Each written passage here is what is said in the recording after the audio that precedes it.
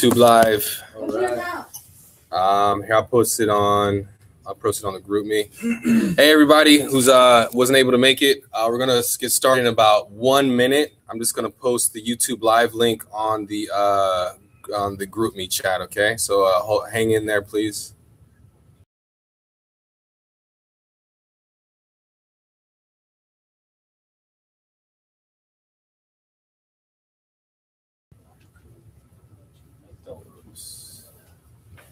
Is there a water cooler?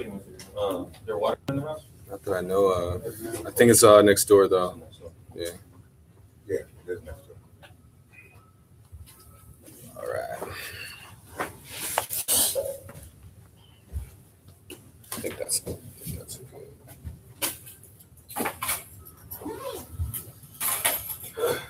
All right. Let's go ahead and get started. I think this is everyone. So I have the agenda on the board, so I'm going to be checking things off as we get through them. Have a couple of other things on the board. I'll explain each one to you. This is the fast start. This is the 30-day. This is what you should be doing in 30 days, all right? So week 1, 7-day standard, AMA, clients, big list. 117. 117 just stands for 1 recruit, 1 sell in 7 days. In your first 7 days, all you guys are not first timers, but this is what you would train your guys. When you get a new recruit, this is what you want to do for them. You want to get them to do the 7-day standard. I'll go through that. 337, week 2, week 3, and take the test. Week 3, they should be 337, practicing the presentation that you're going to learn today. So once you learn the presentation, you should be teaching the presentation, all right? Don't be stingy with information, especially if it's with people on your team, because you're going to get paid from the people on your team. So you want them to be well-equipped just like you, all right? So anyway, Leland wanted me to do introductions first. So I'll introduce myself. My name is Juwan Rubin. Been with the company for about 3 years. I really say 2 years because 1 year I was incapacitated. I actually I broke my tibia, not my tibia. I broke my tendon in my knee, and I wasn't able to walk for about 9 months. So even though I was in the business, I was still trying to close deal to bed, and it just wasn't working out. And they had me hopped up on these drugs or whatever. So a lot of painkillers. So anyway, so I've been with the company for about 2 to 3 years, depending if you want to count that 1 year. I've been a CFT for about 1.5 years now. I'm a marketing director here in the company. That means I'm at a 62% contract right under where Leland is. So my next step is to get to S&B. And that's, I have an accounting background. I played basketball most of my life. I've done some theater as well. I don't know. That's pretty much about me. So we want to go around the room, and you guys have about 30 seconds just to stand up, say who you are, your name, and what you're excited about, I guess. All right. So for those of you who don't know me, I'm Anthony. Yes, come to the front. I'm part of Team Ascension. I've been in business for about 1.5 months, and I'm most excited about A, making money, and everybody else is excited about that, and then B, helping families and just, sticking your arm out for those who need it. Awesome. Next person. So my name is Brian. I have a background in hospitality. I've been in WFG now for about 2 months now. What I'm most excited about is, like Anthony said, making money, of course, but also just kind of, starting a new legacy and kind of doing the things that I'm not gonna say my parents didn't do, but just kind of starting to train within my family to, just spread the importance of, generational wealth and the importance of business ownership as well. Awesome. Next person, Lacey. Hi, my name is Lacey. I have a background in psychology. What I'm most excited about is going to convention and just starting a legacy for my younger siblings. I have 6, so just teaching them how to better prepare for their lives and their futures. Awesome. Next person. If you want to come to the front, that's cool. Just going to make sure you're on camera. Hello, my name is Donald Bowens. My background is in prosthetic hair replacement. And I just think it's time for that to come to an end. It's like 30 years later, whatever it is. And I went into that because of the same reason I'm coming to this. I learned at a very early age as a child I was born to help people. So the transference of skills makes sense to me. Because the hands at 30 years later kind of get tight, and I don't want to wind up in braces or anything. So I thought about it, prayed about it, and I'm all about it now. So let's roll with it. Yeah. All right. Next person. Oh, I can stand over here. You can stand there if you want. Right. It's up to you. Hi, my name is Adaku Igweze, and my background is in pharmacology. Currently, I am in the regulatory affairs profession with pharmaceuticals, and that's ensuring that companies in compliance, and we deal with drugs and getting the drugs into the markets. All the drugs that's in the market, we're the ones that work with the clinical team, the manufacturing team, as well as the non-clinical team, which are the scientists. I've been told that my calling is in healing, and I can't wait to transfer all of that and help a lot of moms, single moms, most especially, and families as well. Awesome. Next person. All right. Hi, my name is Rantia Kande. I've been with the organization for almost 2 months now. My background is in accounting and specifically in the mortgage insurance business, line of business. So again, transferable industry skill sets. But what I'm most excited about is just having the information and the tools to be able to help other people create very strong, solid foundations for their own households, dreams, and whatever they want to achieve. Awesome. Next person. All right. My name is Eric Ameros, and my background is in violence prevention. I was in there about 20 years, and there was no retirement. And so I switched careers. I went into teaching for San Francisco Unified School District, and currently doing that. But I'm more excited about doing this because this is where I can get to help families as well as myself. Awesome. Next person.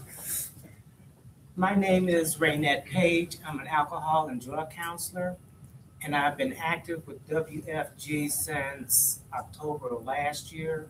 I'm waiting for my license to post. I had some background issues that I needed to take care of, and I'm hoping that my license posts soon. And I'm excited about the financial education that I'm going to learn to be able to pass along to my family and to other people as well. Thank you. Awesome. Next person. Hi, my name is Jose Fonseca. My background is in engineering.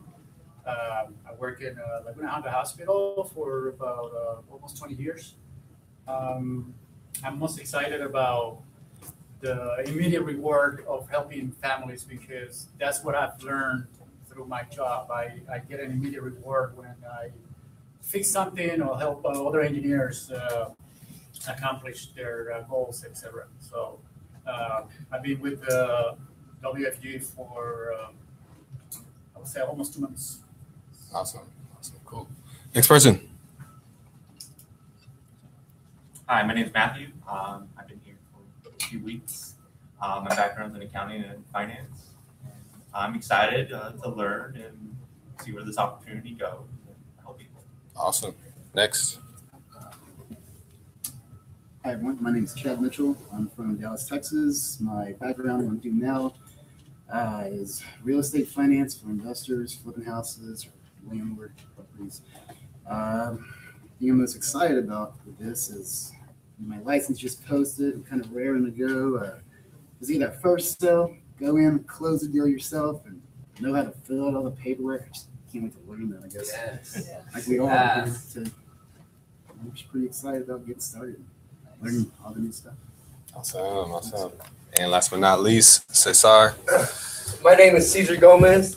I've been with WFG since convention of last year. I was privileged to go over there, and once I went, I sold all out. Came here full time, got licensed. Don't worry, Raynette, it's coming. I got my license didn't post till March of this year. So I did the business. I got promoted to marketing director with the business I did, even though I didn't make any money doing it. But God has blessed me with enough to sustain the beginning progress. So now what I'm passionate about is sharing what we have and actually showing people that our retirement vehicles are actually for retirement, because I come from a background of wholesale produce, 26 years, union teamster pension. Once you go and see what it is, they say you can collect it at 58 years old, 100%, $1,100. I said, excuse me? I said, I was taking home $5,000 in cash, $5,000 in check home, and you're going to give me $1,100 to retire? I don't think so. I think I need to go pursue something else. Leland's my best friend of 42 years. and he showed me this. He kept on. When I left my last job dispatch, I said, man, let's go see what this is all about. Gave me a plane ticket, gave me a room, went to convention, sold all out. He made it all back. So that's what I'm here for. Sweet. Give yourself a round of applause. A lot of people from a lot of different backgrounds. Pretty interesting to see like how WFG changes or touches different people's lives. All right. So going down the agenda. So we did the introductions. Those are done. Now let's get into the nitty gritty. Okay. Everything I'm about to teach you guys is basically going to get you to the point where you are a CFT, okay? So before I do this, let me just go through the 2 flows. I had to sit in 10, 12-hour classes in Elite Circle to give you the information that I'm giving you. That cost me $150. And I sat there and I learned all this stuff. So you guys should feel really, really happy that I'm giving this to you for free, and it's only going to take us 2 hours. Okay. Thank you. Grateful. You're very welcome. Right? However, Elite Circle is the next Elite Circle is in fall, so make sure to start preparing at $150 so that you guys can get into the next Elite Circle. I'm going to go through a lot of stuff, but they're going to go through even more stuff in that Elite Circle. So you got to make sure you're at the Elite Circle. Everything I'm teaching you here is from Elite Circle, except for these 2. This is new stuff. Okay. All right. So this is our system flow. Okay. When you sit down with someone and they want to be a part of your business, you have to recruit them, then you have to fast start them, then you field train them. But only if you're a CFT. If you're not a CFT, you cannot field train them or fast start them or recruit them. Okay. Now the field training flow goes like this. If you're a trainee, that means that you've gotten licensed. You get a blue name badge. Okay. That's the blue one. That's the one that Donald has on right now. Oh, okay. Then we have Brandon. So and then if you're a CFT, and as a licensed trainee, basically what you're looking at is you're just learning, all right? You're learning, you're sitting in a appointment with your trainer. Your job is not to talk at all. Don't talk at all. Your trainer does all the talking, okay? Your job is just to sit there, take notes, and edify your trainer, all right? So we use, I think it's TTHG. So you thank them, call them the top trainer. You say, thank you for helping me. And then what's the T? Trust. Okay. And you trust them. Yeah, that's right. TTHT. Okay. So as a trainee, your job is to learn, make phone calls. You can make phone calls, or your trainer can make phone calls for you. If you're not comfortable making phone calls, have your trainer make phone calls for you. Okay. You can also always prospect. Prospecting is not that difficult to do. You do it on a daily basis. You meet people all the time. You just need to have a script in mind of when you're going prospecting. When I go prospecting or when I'm just living my life, there's only like 4 things that I talk about. We're not going to go into prospecting in this class, so maybe we'll do another prospecting class. And I was telling Chad this, it's only 4 things I do. But I'm not going to go through it, okay? Another time. Let's go through this first. This is CFT training, not prospecting training. All right? And then you can also, Leland wanted me to emphasize, if you're licensed, you can close business. You don't have to wait to be a CFT. If you want to go out and close business, go for it. All right. Just make sure that it's good business and make sure that you have Washma look over your app before you submit it through. I would highly advise that. Don't just throw apps in because you don't want your persistency to drop below, I think, 60%. 60% you're in danger. 70% you're on watch. Okay. All right. Then you have the CFT. So as a CFT, what you do is you get a silver name badge. Okay. You get the opportunity to build your own team. You get to go on training appointments with your team. You get to train other people's team, which is pretty cool because that means people can come to you with business and you didn't really have to do any work for it. You just have to go close it. Okay. And then also you can also go out and you can close your own business, like I was just saying. Okay. But you don't have to wait to be a CFT to close your own business. All right.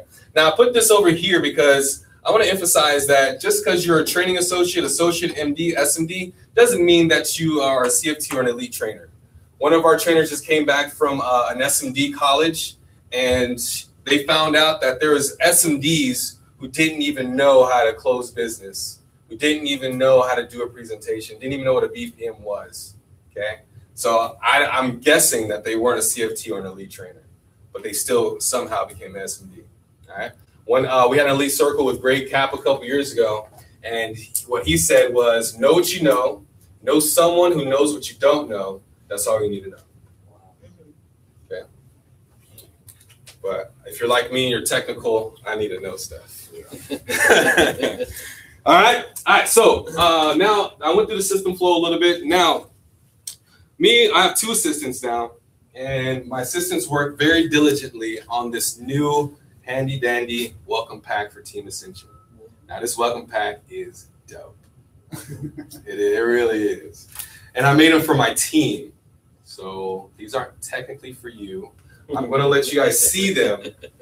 But I only have about 5 of them, and they're for my team. So you guys are gonna have to like kind of share type. Should I get money for that? I mean, I'm thinking about charging $1 for them, or if you guys want. Copies? $1? Nah, you can't make copies unless you pay $1. That's all right. That's a pretty good investment. Make sure you guys share What them. else? Put them in the copy machine. I'll make the copy for everybody right there. Man, don't you dare do that. All right. Everybody got $1. I pay my assistants good money for this. It's in my copy machine right now, everybody. You don't know how hard this was to I'll make put it in this. my copy machine. All right. Anyway, all right. So in this welcome pack, it's a pretty cool welcome pack. Okay. The cool thing is there's a table of contents. So if you need to find something, it's pretty easy to find it. Okay. First page is the new associate welcome letter. That might be good for them to just read it. The welcome letter. This is all from Pinnacle Playbook. Most of it is, not all of it. All right. So remember, you're going to recruit, you're going to fast start, and you're going to field train. Okay. I've never heard that. So if you are a CFT, your job is to recruit that person. Then you're going to fast start that person. The fast start is on page number 2, and it's the 7-day standard. Now, the 7-day standard has kind of changed a little bit, but this is pretty much the 7-day standard with the exception of getting licensed. Now they added getting licensed in there. Yeah. Okay. So the 7-day standard is that they get a code. They go fill out the AMA. They get a code. All right. Then they write down 3 people that they want to be in business with. Okay. Number 2 is they need to become a client. Okay, because they cannot represent our company unless they know how the products works. And the best way to know if a product works is if you have one yourself. Okay. And you get 3 referrals from there after the client. Okay. Number 3 is you want them to develop a top 100 list. Now, if you turn, I'm just going to go all the way through it. But there's a list in here, a top 25 list in here. You can just pull that out of the packet, photocopy like 4 more, and I'll go through the how to get to 100. Because you break it up into 4 different sections. Break it up into macho, steam, chicken list, and people outside of your area. So people outside of state. Okay, that's how you get to your 100 list. All right. That's the 7-day standard, and that is the fast start. If they do it in 7 days, they do all these things in 7 days. Not necessarily getting licensed. That's going to be a new one. They haven't filled it. They haven't made a new pack yet, so don't worry about that. But if they do all these things in 7 days, then they get a fast start award. Right? It's up to you to order that fast start award as a CFT. Do not rely on Washington to order it. Not just because you should be an independent agent, but because sometimes Washington forgets stuff. All right? So you need to order your awards for your team as a CFT. And as a marketing director too. But if you're not a marketing director, you need to start training to be a marketing director. Yes, sir. Good. All right. So that brings me to my first thing. Any questions, just write them down, and I'm going to answer all of them at the end. But to answer your question, there is a website that you go to, and I can send it to you, or give it to Brandon, and Brandon will give it to you. Okay. All right. The next page is the 30-day probation, which is broken down here. Okay.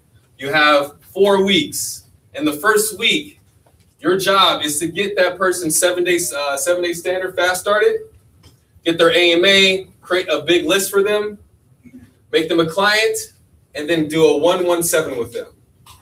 And I think, correct me if I'm wrong, Brandon, 117 means 1 guest to the BPM and 1 business partner, KTP? 1 client, Okay. and 7 days. All right, never mind. Yeah, so it's 1 business partner, 1 client, 1 business partner, 1 client in 7 days in their first week. And the way you do that is you emphasize licensing, and then you make sure they get 3 guests to the BPM, and then you have them do 3 to 5 KTPs and a BMP. Some people are not some people don't like doing BMPs in their home. They can do a BMP in the office. Okay, it's perfectly fine. Week 2, you're focusing on 337, and you want them to take the test. So you need to schedule the test. The way you schedule a test is when you're sitting down with your client in the welcome packet, you have this thing called a licensing information sheet. You fill out this whole thing, okay? You have all the information you need. It's a front and back form. So then when you go to the Excel, which is the pre-licensing that we're using, you can put in all their information, set them up with pre-licensing. Then you can use the exact same form to go to PHI.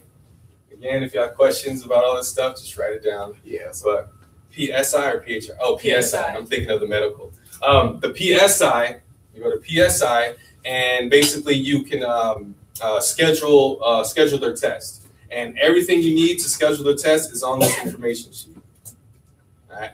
I really try to make this as simple as possible because a lot of times people are like, I got to get them licensed. What do I do? Well, use the sheet. If you fill the sheet out, you can even fill the sheet out right at the AMA. Once you get their AMA, fill it out because you tell them that it's going to be $120 to get started. Well, they'll see $100 come out of their account, but where's that $20 coming from? Coming from the pre-licensing out of this. Okay. So might as well have them fill out the AMA and the licensing at the HI. That's what I've been doing lately. Because then I don't have to chase them down or anything like that. All right. So that's 30-day probation. Week 3, you're doing a practice. You want them to start practicing the presentation. By week 4, they should be getting signed off as a CFT. Okay. Because by then they should have done at least 10 training appointments, which is what you need to be signed off is 10 training appointments. And hopefully they've closed, what is that, about 10 different apps. They've closed about 10 apps, okay? All right. Again, any questions, just write them down. I'll get to them at the end, all right? All right, so that's recruit. Fast start is going through the 7-day standard. Also, there is a fast start form in the welcome packet as well, okay? On day 1, what you're doing is you're getting their code number, you're getting their top 3, and you explain the BPM system to them. You have to explain BPM. And in order to explain the BPM, you need to know it. Raise your hand if you don't know how the BPM works. All right, sir. The way and you explain this to your person. The way BPM works is that we all the agents show up 30 minutes before the BPM starts. All right, so do pregame. Pregame, we assign different jobs to different people because we share in the responsibility of making sure the BPM goes well, okay? 30 minutes after that, so let's say if it's a Tuesday night, starts at 7 p.m. If it's a Saturday morning, starts at 10 a.m., okay? That's when we let the guests come in. Starting at 7 p.m. or 10 a.m., that's called Mozone. Mozone means that we bring guests in and we introduce guests to different agents in the office so they can get acclimated to the environment. And also we can match them up with people that have the same likes and dislikes, okay? After that 30 minutes, we have someone break the floor, all right? So one of the scripts that you're actually supposed to learn is breaking the floor. And breaking the floor is when, you know how we're at BPM, the lights go down, and then someone comes up and introduces the company. That's called breaking the floor, okay? Once we break the floor, the guests go into a different BPM room, and then the other and the agents stay for different trainings depending on what where they're at in their business. Okay, so that's BPM. So also, you let your recruit know that your AMA pays for the trainings as well. They can't come into a BPM general session unless they've already assigned their AMA. If they haven't signed their AMA, they need to be in the BPM room learning the presentation. Okay, that's their ticket to get in. And that's not a lie, that's actually true. All right, so that's day 1. All right, day 2, you rebuild. So day 2, Leland says try to condense this into 48 hours instead of 3 different days. That's why Leland's one of the top trainers. He condenses his time frames. All right, but this is the system. So I'm going to teach you the system, and I'll tell you what Leland does, okay? So the system says that on day 2, you rebuild the report, you overcome any objections, you do the 7-day standard, which is what I just said. You go over the rule of 72 a second time for them, just in case they didn't understand it the first time. You go over how money grows a second time and how money gets taxed a second time. Then you show them the difference between the 401k and the IUL, which is the presentation. We're going to go through that in a little bit. Okay. Then you tell them about rollovers. I guess I'll show rollovers too. And then you show some examples and articles. At the end of this welcome pack, there are a bunch of articles, so everything is pretty much here. So if you need, even if you need articles from like the Wall Street Journal and stuff like that, you want to give them those articles because they're going to start doing research. And if you Google "I love Mother Teresa," there'll be a bunch of websites. If you Google "I hate Mother Teresa," there'll be a bunch of websites. And that's the same thing in WFG. So you want to control what they're researching, all right? Because anybody with $100 in an opinion can have a website, all right? Doesn't make it credible. Anyway, all right. Then you want to collect a PFR. The PFR is in here as well, right here, okay? And then after the PFR, if they're ready to become a client, the next page, Chad, is a data collection form, all right? Data collection form, you can fill this whole thing out, then hand it to Washma, and she'll fill out the actual application. Because this isn't the actual application, but let's say that this person, you know, they're a little overweight. You probably don't want to put this data into a Transamerica app. You probably want to put it into like a Nationwide or maybe an Everest. But this information is you're able to use it for any company's application. Yes, sir. Why Transamerica versus whomever else? Yeah, write down those questions, man. I'll get there. All right, day 3. Day 3, rebuild rapport, okay? So you always want to rebuild rapport, especially if you just prospected them. They don't know you, so you always got to rebuild rapport and make sure that they know who you are. Because people only do business with you if they know, like, and trust you. That's the only time people do business with you. If they know, like, and trust you, okay? And people don't do business with you if you're not relating to them or the timing isn't right. Timing you can't really control. For relatability, you can read certain books or watch certain audios to be more relatable to people. One good book that I read a long time ago is How to Win Friends and Influence People. One of the best books there are, the one that the Elite Circle always recommends, okay? How to Win Friends and Influence People by Dale Carnegie, okay? Chapter 1 is Smile. All right. Top 10 reasons why. You want them to write down their top 10 reasons why they want to build a huge business and make a lot of money. Sometimes I ask them, if money was no object, what are the top 10 things you do? And then it might take them some time to pull out of them, but just let them work because they've never had anyone in their life ask them, what are your dreams? You're the very first person ever asking that. So in their mind, they're like, I don't know, buy a boat. You know, like they can't figure it out because no one's ever emphasized that. And that's what we get a chance to do for people is let them dream again. Because people just stop dreaming after they turn 18 sometimes. All right. Then we go over the compensation champions path. Not going to go over that today. Restaurant example, baseball example, name game, memory jogger. Make them a top 100 list and then a qualified top 25 list. By the way, if you don't have a qualified top 25 list, you cannot sit down with Leland Rubin at all. If your appointments are not qualified, he's not going to go on with you. So just FYI, make sure they're qualified, meaning that they're macho. Explain that. Yeah, let's go over macho. All right, let's do that. All right, can someone tell me what macho, the acronym macho stands for? Married, age, children, homeowner, occupation. Okay, raise your hand if you didn't know that.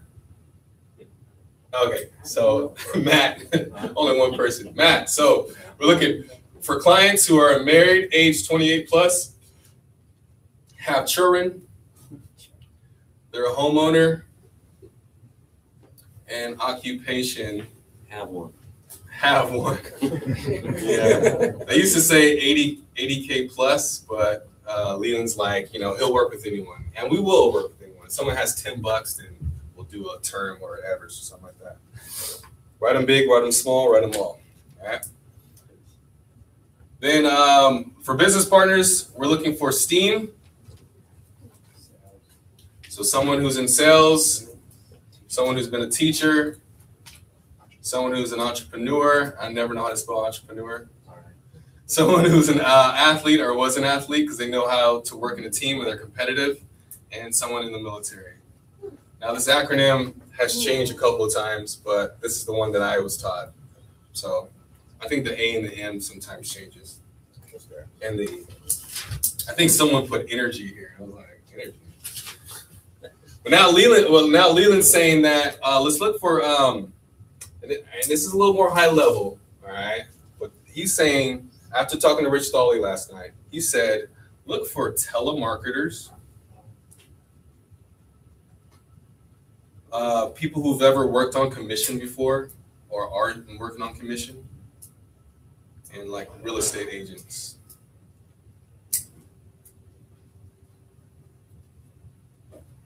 Why do you think we should look for telemarketers, commission, or real estate agents? Anybody want to throw a guess out? Go ahead, Anthony. They're used to business already.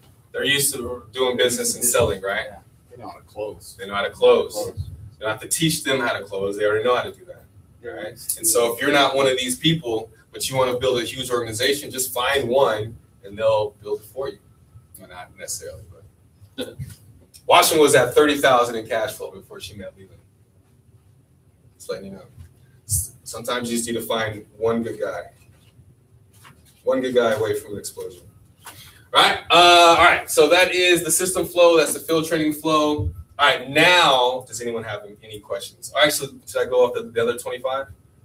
So this is 25 people that you write down. This is 25 people. Then you have this thing called a chicken list. So chicken list just stands for like people that you're afraid to call. Like some guy that you think has $1 million, like, oh man, he's not gonna need what I want, what I have. Should I call? I can't call him. So just make a chicken list, and then eventually one day maybe you won't be scared to call them, or you can have somebody else call them for you. Okay. And then last but not least is people out of state. Because we have offices all over. I have my cousin mapped in an office in Texas. I have another friend mapped in an office in Reno. So, you never know. And if you go to MyWFG, you go to map program, you can find out based on their zip code where the nearest office is to them. And then you just call that SMD and ask them, hey, can you train my person? They may say yes, they may say no. It kind of just depends on the SMD and how serious they are about their business. There's a lot of unserious SMDs out there. All right, any questions? Okay, any questions now? It's a lot of information. You guys got it.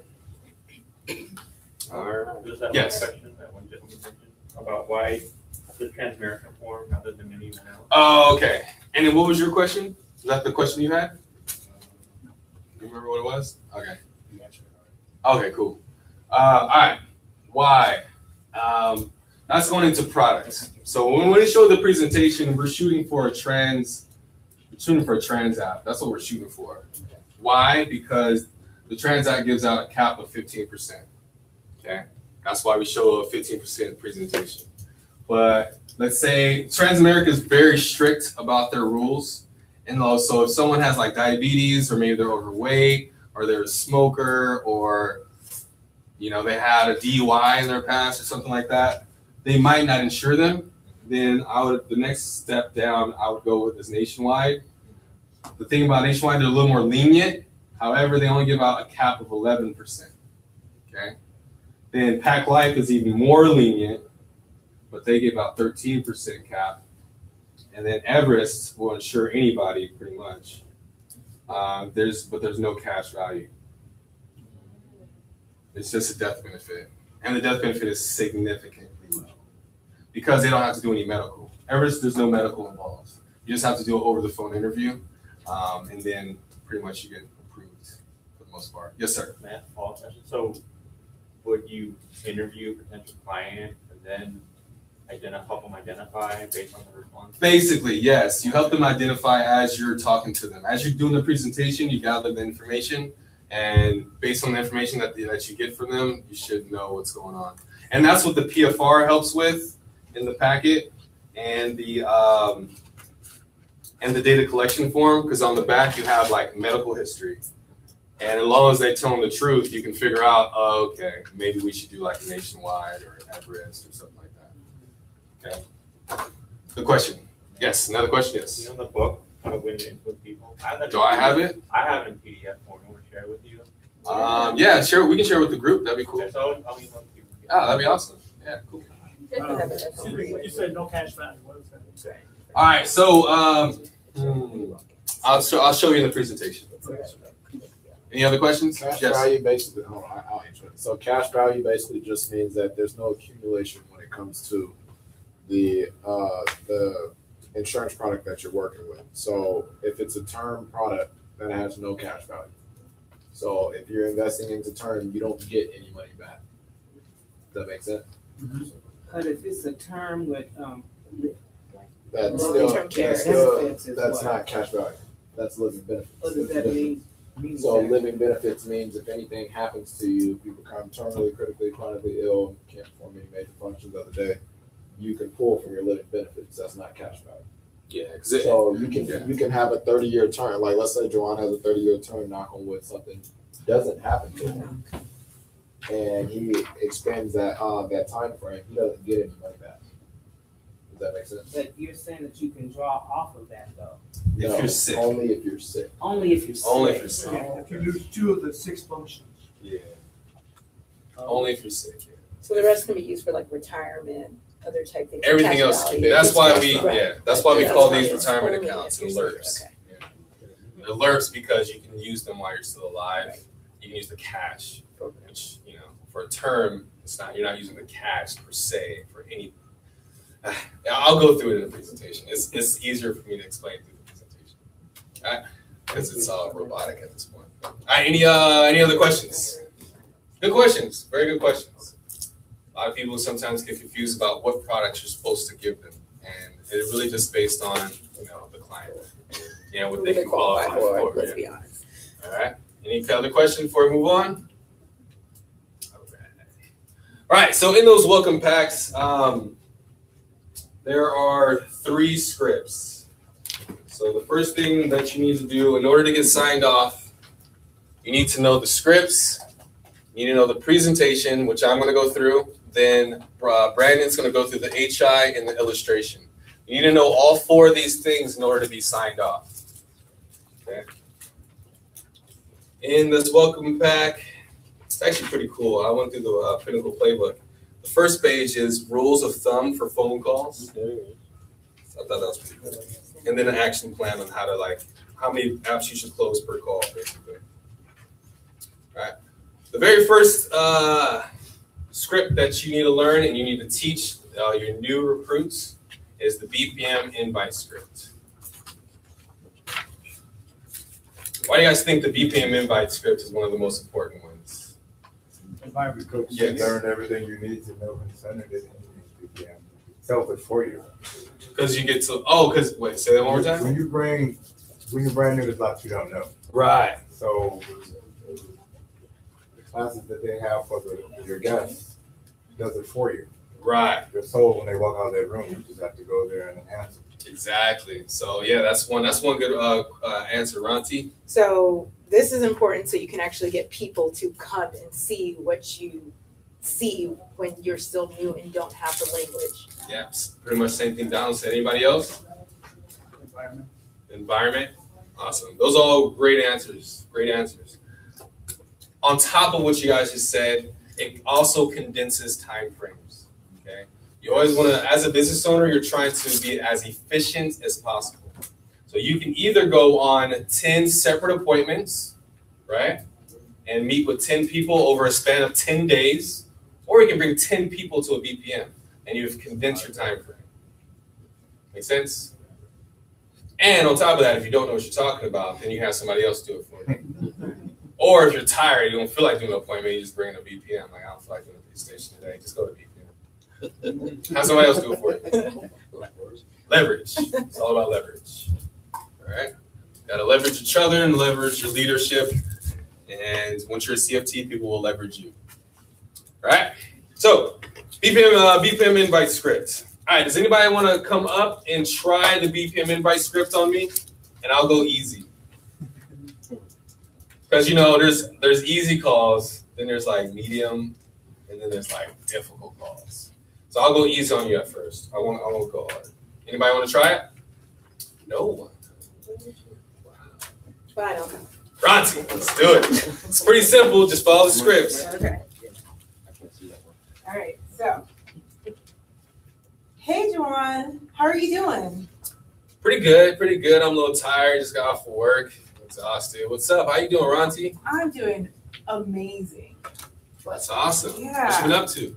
Just, I want to get into that, but I've just been really working on something right now, and I wanted to share it with you. Really? That's okay. Yeah. Okay, cool. Yeah. Well, what are you doing on Tuesday night? Tuesday night. I'm kind of busy Tuesday night. Okay, how about Saturday morning? Saturday morning might be a little bit more open. Why? What's going on? Okay, well, let me tell you why I was calling. I just recently started with a financial firm, and I'm really excited about the position. We're having an open house, and I would love to have you as my guest. I respect your opinion, and I would really like it if you came down to take a look at it and take a look at what we do. Then maybe you can send some referrals down the road. Fair enough? Yeah, I guess so. What company is it? The name of the company is Transamerica.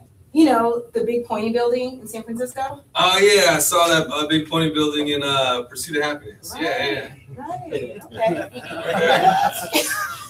okay. All right.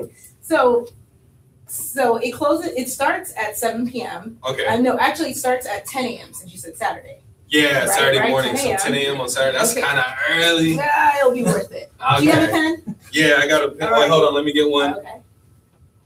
All right, I got a pen. Okay, let me give you the office address really quick. All right. All right. Blah, blah, blah, blah, blah. By the way, it's a professional environment, so make sure you come in business attire. You know I got students, All guy. right, all right. I expect that. Thanks. Cool. I look forward to seeing you. Awesome. See you there. All right, cool. Good job. Clap it up for Monty. Cool. I went easy on her. I just went through one objection.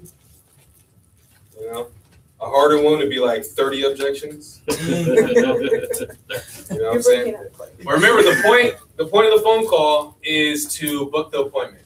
The point of the phone call is not to sell over the phone. All right? Leland calls it verbally vomiting on people. You don't want to verbally vomit on anyone. All right? Give them all the information over the phone, because then now you've given up your posture basically. Now you're just in one of those things, as opposed to you're really excited about something. But the key words in the script is excited, opinion, and referrals. If you don't say anything else in the whole call, as long as you say, I'm excited, I want your opinion, and I'm looking for referrals down the line. What that does is that takes the pressure off of them. Because now you're not asking them to do anything. Leland even throws in, I'm not going to try to sell you anything. He throws that in. Not going to try to sell you anything. Just want your opinion and want some referrals down the line. All right? I want you guys to write this down. Telling is selling, and selling is repelling. Telling is selling, and selling is repelling. You don't tell anybody anything, you ask them questions. The person who is asking the most questions is in control of the conversation. So if you look at these scripts, everything is a question. Everything's a question. Even when I ask, what's the name of the company? That says the name of the company is Transamerica. You know the big pointy building in San Francisco. You answer a question with a question. The person who asks the most questions is in control of the conversation. Same thing when you're prospecting. All right. All right. Now, when you're making your list, there's a couple of rules that I tell my team that we look for. There's the rule of 250, which means that each person you meet knows at least 250 people that will come to their wedding or come to their funeral. So when you're talking to that one person, you're not talking to that one person. You're talking to a potential 250 people. If you give that one person a good experience, you have access to 250 people in their market. Potential. If they know, like, and trust you. If they don't know, like, and trust you, then they might give you 1 or 0. All right. And the other rule is, I'm sure you guys have heard of this one, 10-6-3-1. I don't know why God put this rule on the earth, but if you call 10 people to come to a birthday party, 6 people will say they'll show up, 3 people actually show up, 1 person has a good time. I don't know why God put it that way. He just did. Same thing here. If you call 10 people, invite them to the BPM, 6 are going to say, I'll be there. 3 actually show up. 1's going to get a product or become a recruit. Don't know why it works out that way. It just, those are the numbers. Leland took it a step further. You guys ready for this one? Recruit 10 people. 6 people say, I'm going to do something. 3 people actually do something, and you find 1 rock star. I don't know if y'all were ready for that one. Blew my mind when he said that. I was like, what? But numbers are the numbers. All right, a couple other rules with making phone calls. It's better if you have a headset. So like invest in a headset or a Bluetooth or something, because then your hands are free. And if you need to like book something on your calendar, you know, you're not fumbling around and stuff like that. Also, if you have ADD like me, you can be like on YouTube or Instagram or Facebook while you're on the phone. I have attention deficit. All right, make sure you stand up while you're making phone calls, because if you're standing up, that means your air pipes are nice and straight. And you don't sound all muzzled like you just woke up out of bed. You're like standing up straight. You sound excited. You're gonna say, "I'm really excited," or "I'm really excited." Okay, so make sure that you're standing up straight. Also, I almost grilled Ronti, but always give 2 options. She eventually gave me the second option, but always give 2 options. You have Tuesday night or Saturday morning available. Which works better for you? Well, none of those days work out. Okay, well next week or this week I have Thursday and Friday available. Which works better for you? Thursday. All right, I have morning or evening available. Which works better for you? Morning. All right, I have 7 or 8 a.m. available for you. Which works better for you? For some reason, the human brain can't have too many options to choose from. If you give them 2 options, you have broken it down for them. Now they can choose one or the other. Right. If you say, when are you free? It's like, I don't know, man. I'm free. I don't know. I mean, I got this to do on Saturday. Most people don't look at a calendar like we do. They don't work off a calendar like we do, right? So if you ask them when are you free, they may not have a clue. But some people just wake up in the morning and just start their day and don't even worry about what's happening tomorrow. So if you give them 2 options, then they can narrow things down a lot easier. This is probably why Chipotle is going down the drain. I'm glad I threw it. Somebody laughed at that joke. Thank you. You like, huh? You like Chipotle? Okay. All right. The second script as a CFT you need to know is the Ethor script. That's the next script over. The Ethor script. Ethor script. I don't know what Ethor actually stands for. Do you know what it stands for? Excited training, help. Opinion, and referrals. Oh, shoot. Excited, training, help, opinion, and referrals. Basically, yeah, everything I told you guys to remember. That's why it's called Ethor. Oh, snap. Dang. I know, right? All right. Ethor scripts. This is for when you are sitting down with your trainee. They're not too excited about making phone calls. So they're not ready for it. So you make the call for them. All right. The Ethor script. Does anybody want to come up and try the Ethor script real quick? I'll go. All right, Brandon, you come on. I'm going hard. You ready for this? All right. I'll still let you close me, but I'm going to go hard. All right.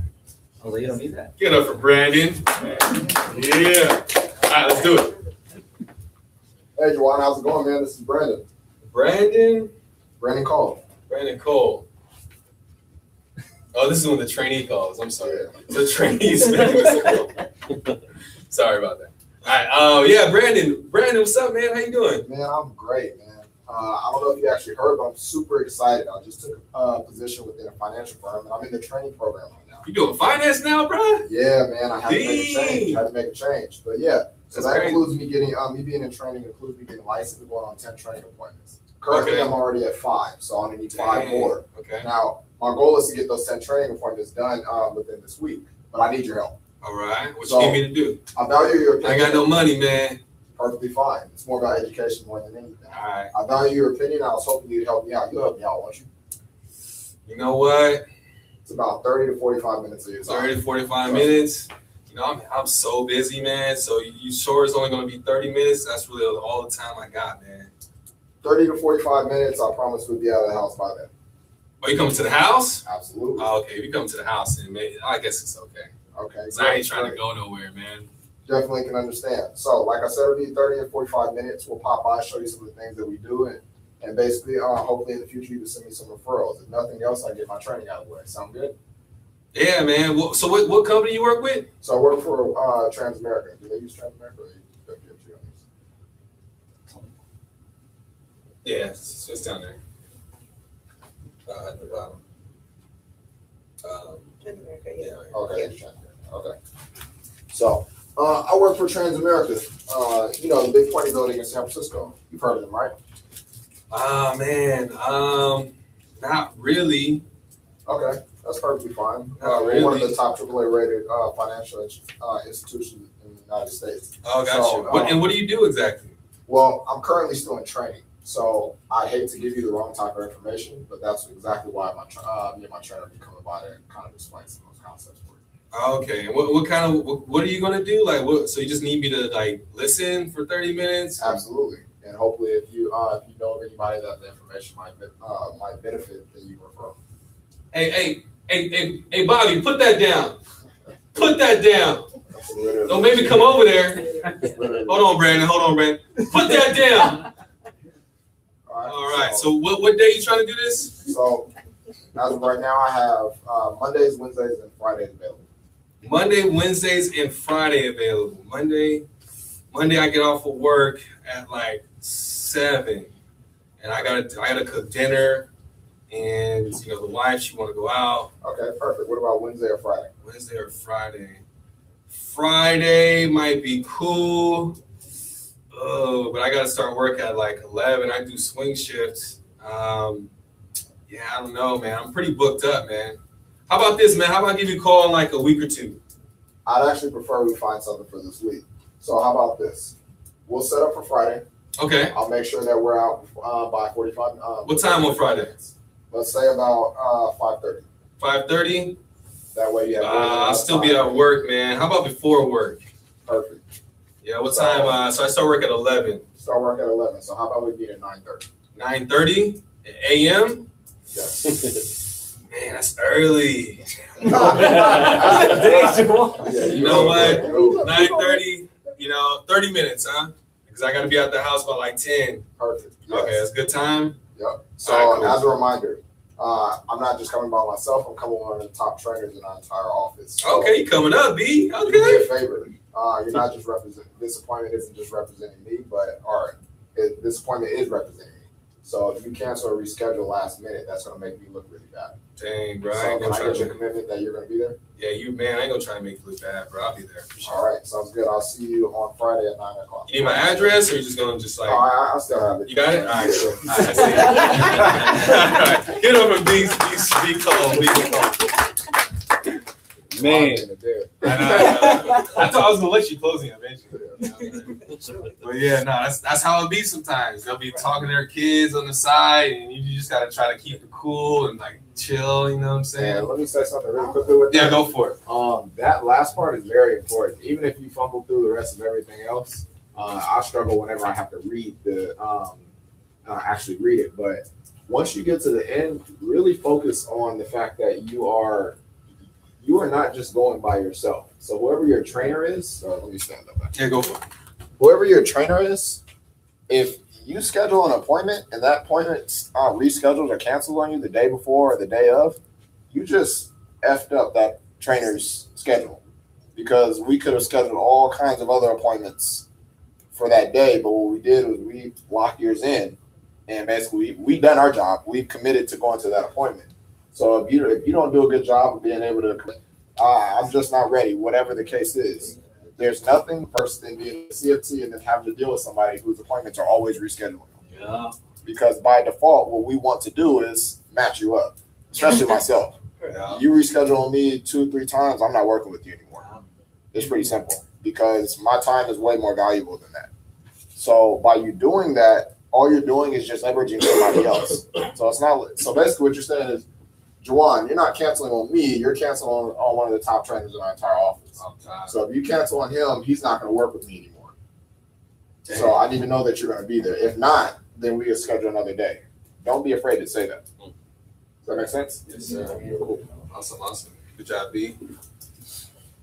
And to that point, I was telling Chad this: double and triple book your appointments. Absolutely. All right. Especially if they're in the office, because if you double and triple book appointments and all three of them show up at once, you got CFTs that you can just say, "Hey, can you take my appointment? Can you take my appointment?" Boom. Now you've done 3 appointments and you only had to do 1, but you did 3. You still get paid. And you got split 50% on the other 2. Okay. It's really like 1 or 2. Hella mad. Oh man. All right. Does everybody got this down so I can erase it? All right. So remember, this class we're focusing on being a CFT with the silver name badge. In order to be a CFT, you need to do 10 training appointments. You need to get signed off. I didn't say this part, but you also have to take at least one person through the system and LP30 them. Okay. Sure. I was about to say, we're going to have to explain. Let me explain, huh? LP30? Yeah. License promoted, and promoted in 30 days. Licensed and promoted in 30 days. Yes, ma'am. Okay, you say you need to go out on 10 appointments. 10 training appointments. Now. 10 training. So, but if you have a BMP and you invite 20 people and 10 of them show up, now is that's not a training appointment? No, it's not. Because for example, this is the easiest way to kind of, because I get that question a lot. So a lot of people say, so if I just have 30 people come, then are my training appointments done? No. Because if you go out on an appointment by yourself the next day, are you going to close it? It's repetition. Yeah, the training appointments are for your repetition. That plus remember the BMP is just like an overview of information. An appointment is, I know how much you save. I know that you don't have retirement. I know you don't have life insurance. I gather a bunch of information. You don't get that information in a BMP because people don't want to, they're not going to share their information while other people are around, right? You have to be on a one-on-one situation to get all the information. Yeah. But so even if you have a BMP somewhere, there's 3 people there and you're sitting there, you're getting the information. If you do that, then, yeah, sure. Is that like 3 training appointments? I mean, not really if you aren't. I would ask your trainer. Ask your trainer. Okay. I would say no. Yeah. Look at it from just with one person. Yes. So what you want to, or a married couple. So yes, it does count, but at the same time, you want to value what it is that you're learning. Don't be in such a rush to get out there, because I promise you, let's say you do a BMP and there's 30 people there, 40 people there, and you're like, okay, I did my 40 appointments, and now you're signed off. How successful do you think you're going to be closing business? Probably not. Yeah, right? Not just too many people. You haven't learned anything. You get hit with if I ask you what's the cost of insurance on a product and they didn't talk about that in the BMP, what do you think you're going to do? Hold on, let me call somebody. Well, if somebody's asking questions like that, you're not closing them if you can't answer that question. There's no way for you to know stuff like that unless you go on multiple appointments. So that's what those appointments are for. Some people look at it and say, oh, you're just using my market. No, it's for you to learn. Exactly. Okay. Situations. Exactly. Right. Go ahead. I was thinking maybe this week I try to get a number of people to maybe meet up here, and we can just try to sell them a pitch to them here. Yeah. That's considered a BMP, but you still need to sit down with them each person Is there an one-on-one. office here that we can use here. We can use Leland's office. Yeah, we have places. So, like for example, like let's say you needed like me and Juwan's help, you would just call us, let us know, and we'd come down and help you out. I mean, we'd either use this space or one of our own offices. It depends on how many people you're talking about. Do you guys prefer meeting here or going to people's houses? It doesn't matter. I prefer meeting here, but KTPs are part of the system. Yes, sir. This is very specific. How would you overcome the skews of the distance coming to a meeting? skews of the distance coming to a BPM. Like it's too far. It's not only the time, it's wherever it is too far. Yeah. Go to them. Yeah, go to them. Either go to them or plug them into an office near them. So if that's an excuse for them, if that is too far, is that because you're trying to have them come in as a business partner, or you want them as a client? Possibly a business partner. If they're complaining about the distance, you don't want them anyway. Yeah. You're wasting your time. So for anybody that is having problems with that, and you're like begging somebody to come a distance to go somewhere, if they're telling you no, that's too far, what in the world makes you think that if they sign up that they're going to be able to go back and forth to that office? That makes sense? Yeah. Like you're literally wasting your time. So learn from our experiences. We tried that already. Did you call them at Maple? No. If they're not willing, so for example, if they're not willing to come to meet with you to come see what it is that you're doing, why would you code them? I mean, you could code them just to they do wanted it. to do the business, but they figured San Jose was too How far. would they know if they want to do the business if they don't come?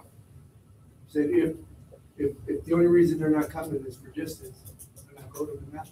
How would you answer that? For me, my answer kind of stays the same. Yeah, Like, it it's a varies from commitment. person to person. For Brandon, he would rather me here, and I'd rather him here too. But like, sometimes I'm just like, yo, I'll just code you and map you to an office over there. But I can't. I'll just let them know I can't guarantee your success because this is the hottest office in the Bay Area right now. And like, there's a guy in Stockton.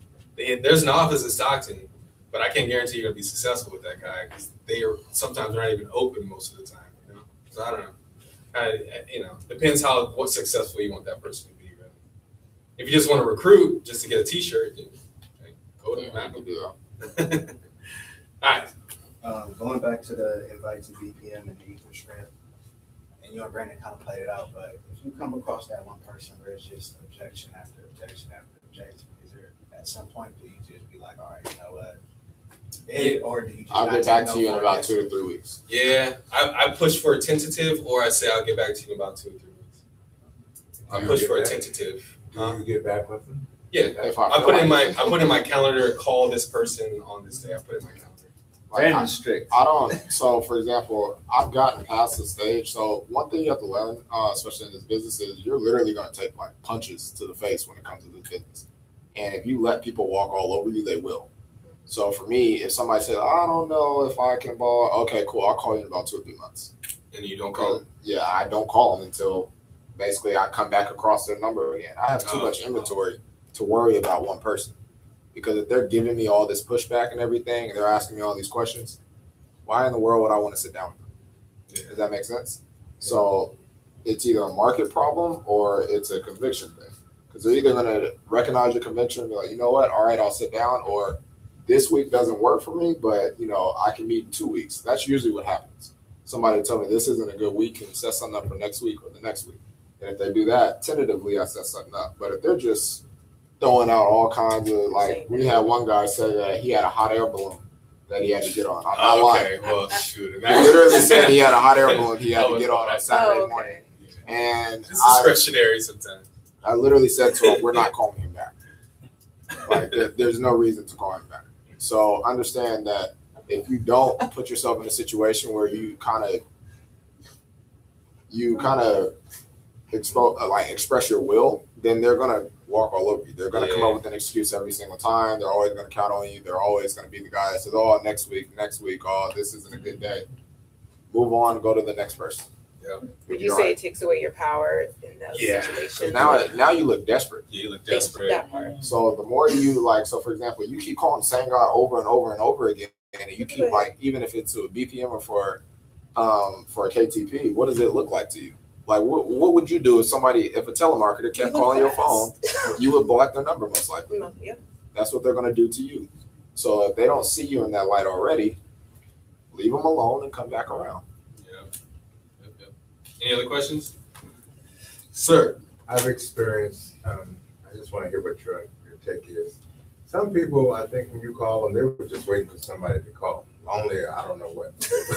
So they want to continue to conversate, but it's not necessarily. So I'm giving you a little brief example of that kind of, but You know what I'm remember in the saying? script, it says that you do a little bit of small talk, Right. but it should only small talk should last about 30 Some of them would seconds. take that small and try to go for Like it. if he Well, was, you gotta let them know. You gotta let them know, hey, this is really urgent. I have like a bunch of other calls to make. I can only talk to you for a little bit. Keep the calls under 2 minutes. If it goes past 2 minutes and you didn't close an appointment, you made a friend. That's what she did to me when she called me on the phone. the Kept it really easiest, brief, yeah. like Keep it 30 real seconds. She wanted to talk, but I was like, hey, we'll talk later. Yeah. You're the coming easiest good. way to do that is just like for example, if Juwan kept going with me, I'd be like, oh, okay, cool. Let me tell you exactly what I was calling. Like, you just cut them off. It's not like they're gonna say, hey man, I was talking. They're not gonna say that. You sound like a really legitimate businessman, because businessmen are always busy, right? Yeah. You don't have time for that. Everything's urgent. All right, I'm sorry, sir. You had a question too? No. All right. I'm sorry. That went a little bit longer than I was expecting. All right. Does anybody else have any questions on the CFT elite trainer, elite trainer and the training? Now I'm gonna throw this out here, but check with your leader. Check with Leland. All right. But I'm gonna say this. All right. You can go on training. You can go on appointments with me, and they're not in your market, and that would count as a training appointment. Okay. Mario said that you can do it that way, because at least you're still learning, but eventually you need to get in your own market. So, Oh, you mean like go to your appointment with you? yeah, like if I have an appointment and you want to sit in on my appointment, that counts as a training. Just for the sake of Yeah, because you're still learning the presentation. Now I know. You just got to make sure that you stick around for the entire process, not just the appointment, but the follow up, and then also putting in the app and all that other stuff. Right. That would be something that maybe we should practice within the team, where we all go to each presenters and Maybe we should have access to everyone's Google Calendar or something, so you can just like, oh, Juwan has an appointment. Let me go see if I can sit in on it or something. We'll figure something out. Maybe. I don't. So for me personally, I don't do Brandon a lot doesn't of believe in that. Yeah. Well, I don't believe in that. I'm not in the office all the time, so I'm on the field more times than not. So if I have office appointments, anybody that wants to can sit in on an appointment. I've never said get out of my office. Yeah, you can't bring a stranger to someone's house, right? Yeah. So like it'd be very awkward if you just kind of showed up on the spot. Yeah. And they're expecting. Sorry, I've been in the office. Yeah, so like for example, I have some clients, like I had Anthony come with me one time, and I literally told him, shut up and don't say anything, because the person we're sitting down with is one of my mom's good friends. We've already talked about her finances, and now I'm trying to break down what it is that we can do to help her. The last thing I need you doing is laughing or like, oh my God, like doing anything like that, or writing anything, taking notes, because you're taking notes and we're talking about somebody's finances. What do you think they're thinking? What is he writing down? Like, so you have to be very mindful of that. So in the office, prefer. Yes, in the office is fine. All right. Any other questions? All right, we're way behind schedule, so I'm gonna erase this. Is that okay? Yeah. All right, I'm erasing this. Now I'm supposed to show you guys the actual presentation before Brandon comes up. You want to do illustrations first and then the HI? Will that make sense? Because it's right after the presentation. All right. So this is the system. All right. I'm gonna tell you what the system is, and I'm gonna tell you what Leland does. Okay. The system is you have your first appointment. The first appointment, your job is to gather information. What information are you gathering? There's 5 of them, right, Brendan? So how much do you save? Do you have a retirement account? Do you have retirement? Do you have life insurance? Child savings. Child savings, and what's the last one? Do you keep your business options open? Oh, really? And I'm writing this down, but you guys probably can't read it. Wait, did everybody hear that? What was the last one? So the first one is, do you have a retirement account? The second one is, do you have life insurance? The third one is, do you have, are you saving for your children? And then the last one is, do you keep your business options open? So that's what, yeah. So that's the information you're gathering on the first appointment. So wait. How much do you save? How much do you save? Okay. Do you have any retirement set up? Do you have life insurance? Do you have a child savings for your child, if they have a child? And then do you keep your business options open? Those are the 5 questions that we ask in the first appointment. Okay. Now, obviously, those answers can vary because different people have different things, but all you're doing is just, it's kind of like being a doctor. You're taking down all the symptoms that they say that they have. Yeah. All right. Then the second appointment is a recommendation. You make a recommendation by showing an illustration.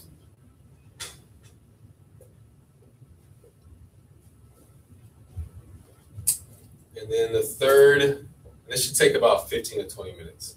This first appointment should take about 30 to 45 minutes. This should take about 15 to 20. And the third appointment should take like 5 minutes because you are delivering their policy. You just need their signature. Deliver.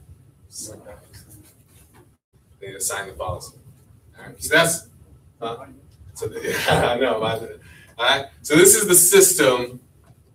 Now let me tell you what Leland does. Okay. He condenses time frames, right? So when he calls the client, before he even meets with them on the first time, when he calls a client, he gathers this information. He calls them over the phone and says, how much do you save? You got retirement set up? Hey man, you got life insurance? You do anything for your children? Keep your business options open? All right, cool. Now he's gathered all the information to create an illustration, right? Then he goes in on the first appointment and he does the presentation that I'm about to show you, right? And then he says, I'm gonna give up any essential secrets here. All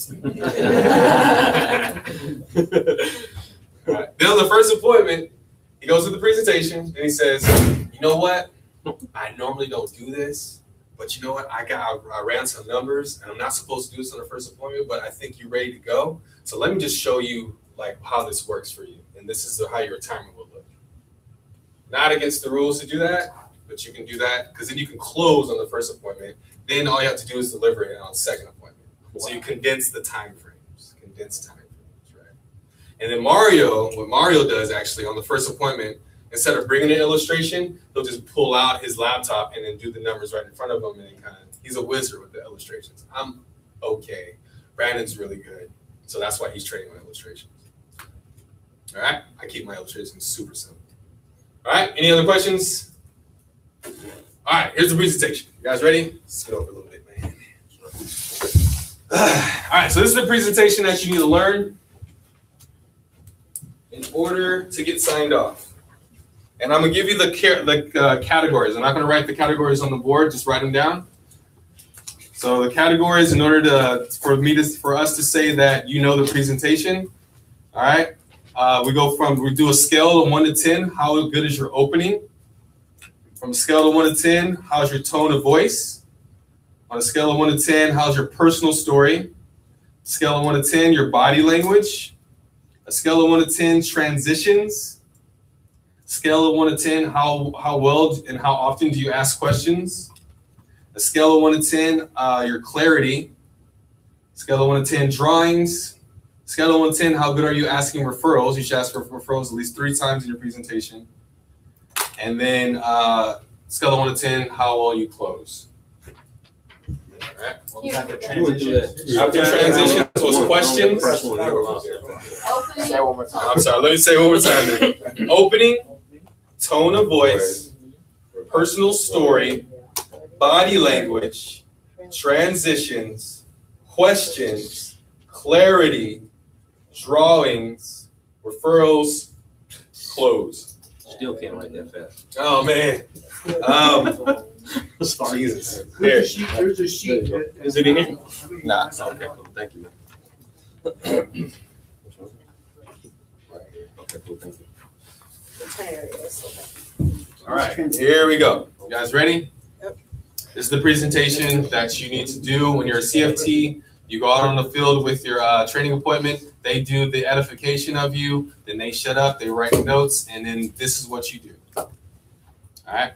So number 1, you guys need to have your 2-pager.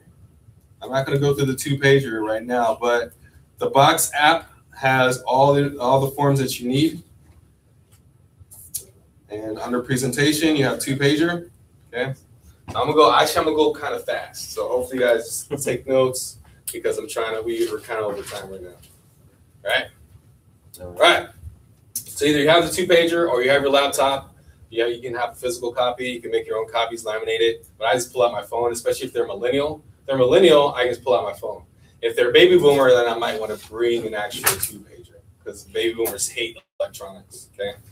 All right? And you want to relate to people, all right? So, number one, we have the power of choice. We work with a bunch of different companies. Transamerica, you know the big pony building in San Francisco, right? Yeah, of course you do. All right, then you have Pac Life, we have Prudential, we have Eris, we have Voya, and Nationwide is on their side. Everybody knows that jingle, right? Yeah, so I'm asking questions. All right. Well, these are some things that we do. We do fixed index annuities. Have you ever heard of that before? No, you haven't? Oh, okay. I'll tell you a little bit about that. Life insurance. Everyone's heard about life insurance, right? Yeah, you get a death benefit if you pass away. Have you heard of long-term care? All right, so you need long-term care. Most people are going to need long-term care as they get older. Basically, whenever you get to the point where you can't take care of yourself, long-term care will help you get an in-house nurse or a nursing facility. All right. Also, college planning. We do a lot of college plans. We also do Index Universal Life. Have you heard of Index Universal Life? You haven't? Well, that's the #1 investment strategy in the United States right now. And I'm not happy that you don't know about this, but I'm happy that I'm here because I'm going to show you how it works, okay? Also, we do 401ks. We don't believe in 401ks for employees, but we do set them up for employers if that's what they want. Also, we do executive bonus plans. So if you know anyone who maybe owns a business, definitely we can help them with executive bonus plans. And maybe you can give me that referral later on, okay? After that, we go into, would you agree that if you wanted to play basketball and you know the rules, you're probably going to lose, right? All right, cool. So it's the same thing with money. There are 3 rules of money. If you don't know the 3 rules of money, you're probably going to lose that money, all right? The first rule is called compound interest. Have you heard of compound interest? If they're technical, maybe they have. If they haven't, it's all good. Also, we have the rule of 72. Have you heard of the rule of 72? Rule 72 was invented by Albert Einstein. And basically, he said whatever your interest rate is, you take 72 and divide it by the interest rate. That's how long it takes for your money to double. So currently, how much money do you save? Okay, you save that much money. And where do you save it? What bank do you save with? Wells Fargo. Do you know how much interest they're giving you? You don't? It's 0.05% interest. Very, very low. But let's just say, hypothetically speaking, they give you 1% interest, okay? So in this illustration, we have 72 divided by 1. That means it takes 72 years for your money to double, okay? Now, let's say you're getting 4%, which is what the 401k has done. The stock market has done nothing more than 4% growth over the last 20 years, all right? So but let's say you have 4%. 72 divided by 4 is 18. That means it takes 18 years for your money to double. All right, not even gonna go through 6% because nobody gets that. Let's just go over what we offer. We offer people 10% interest, right? 72 divided by 10 is 7.2. That means it takes 7.2 years for your money to double. So if you're at 29 years old, you put in the bank at 1% interest. By the time you're 101, then your money doubles, okay? But let's say that same 29-year-old put $10,000 with us at 10% interest. By the time they're 72, they have $640,000. Now, would you agree that you're going to retire a lot better on $640,000 than $20,000? You do. Awesome. All right, cool. So the next rule of money is how money grows. In your bank accounts, it grows at a fixed rate, okay? It doesn't grow very much. In a 401k, that's variable because it's attached to the stock market. That means it's going to go up, down, up, down, up, down, right? Now, what we do is you do indexing strategies, which basically is a hybrid between fixed and variable. Okay, so basically what happens is when the market goes up, your money goes up. Market goes down, your money stays the same. Market goes up, money goes up. Market goes down, money stays the same, so on and so forth.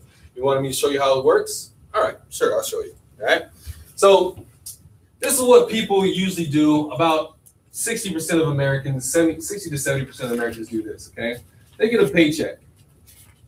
And this is what I'm drawing on the yellow notepad, okay? They get a paycheck. They have gross and they have net, okay? Gross and net, right?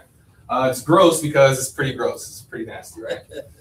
But what they usually do is they take it out of the gross and put it into a vessel called a 401k. Or if they're with a nonprofit, it's called a 403b. And all those are tax codes. Those are just tax codes, okay? The 401k actually isn't even called the 401k. That's just the tax code it's attached to, all right? And what happens is it's attached to the stock market, so the market goes up, down, up, down, up, down.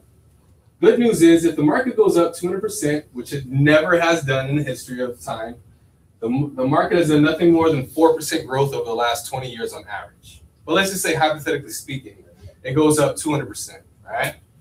Good news is if it does do that, then you get all those gains. Bad news is if the market were to crash and go negative 200%, then you potentially can lose all your money. All right. So I want you guys to write this down. Facts tell, stories sell. Facts tell, stories sell. All right. Then I go into my story. So my uncle, who's actually my senior broker, Leland Rubin, he saved up $280,000 of his own money in a savings account. He got a new job. The new job said, hey, stick it in our 401k, right? What happened was in 2008, the market crashed, right? And that $280,000 actually went down to $80,000. So he lost about $200,000, and he was very upset about that because the reason he needed the money was to buy a new house because he was having a new baby, all right? We know the market corrects itself every 8 years. In 2000, you had Y2K, market crash. 1992, you had the Gulf War, market crashed. 2016 was supposed to be our next crash, but it didn't happen. Why do you think that is? You guys can answer the question. Why do you think the market didn't crash in 2016? Quantitative easing. Huh? Quantitative easing. Okay. Anybody else? Presidential change. Presidential change? Maybe. All right. I was studying the market actually. I was studying the market actually. And the market was going down like this in 2016. And then the minute Trump got in office in November, the market shot back up. Now, I don't know why that is. Those are just facts. Matt has a theory on it, but we don't really know. All right. All right. With this 401k or 403b or an IRA, you have these rules called the 59.5 rule and the 70.5 rule. A lot of people know the 59.5 rule. Not a lot of people know the 70.5 rule. The 59.5 rule says that if you take your money out before the age of 59.5, you have to pay a penalty, and you pay state and you pay federal tax. You end up losing about 55% of whatever's in your 401k. Okay. Now, some people know the 59.5 rule. A lot of people don't know that, and the 70.5 rule is if you take your money out after 70.5, you have to pay this thing called an RMD, which is a required minimum distribution. Right? And which is about $5,500 per year. And if you don't, you have to pay a penalty, and you still pay state, and you pay federal tax. So you end up losing about 45%. Okay. Some people get smart. They say, how about I just retire at 65? Well, it doesn't matter when you take your money out of the 401k. You still have to pay state and pay federal tax. Depending on your tax bracket, you can lose up to 30%. So some people might ask, well, why the heck do I have a 401k? I ask them, well, that's probably a good question. The person who put you in there probably is not a financial advisor, doesn't know anything about finances, just in HR, right? Also, the person who invented the 401k basically put out an article about 3 years ago saying that he apologizes to the American public. The 401k was never meant to be a retirement plan. It was meant for employers to have a tax write-off.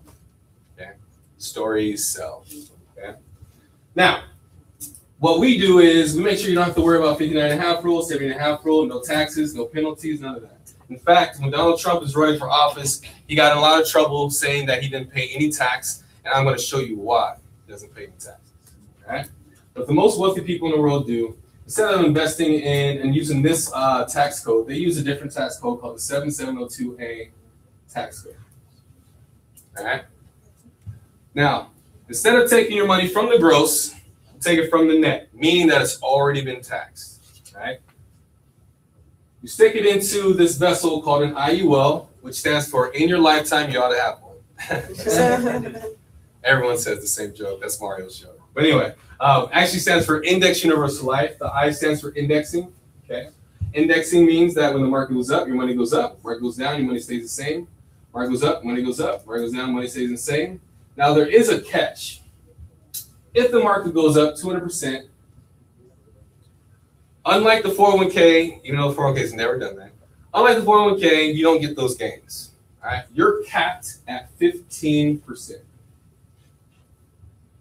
That's why I tell the client, but I'm just telling you guys, there's 15, Nationwide is 11, Pac Life is 13. But I tell the client 15 because we're shooting for the Transamerica IUL, right? All right, so you're capped at 15%. All right.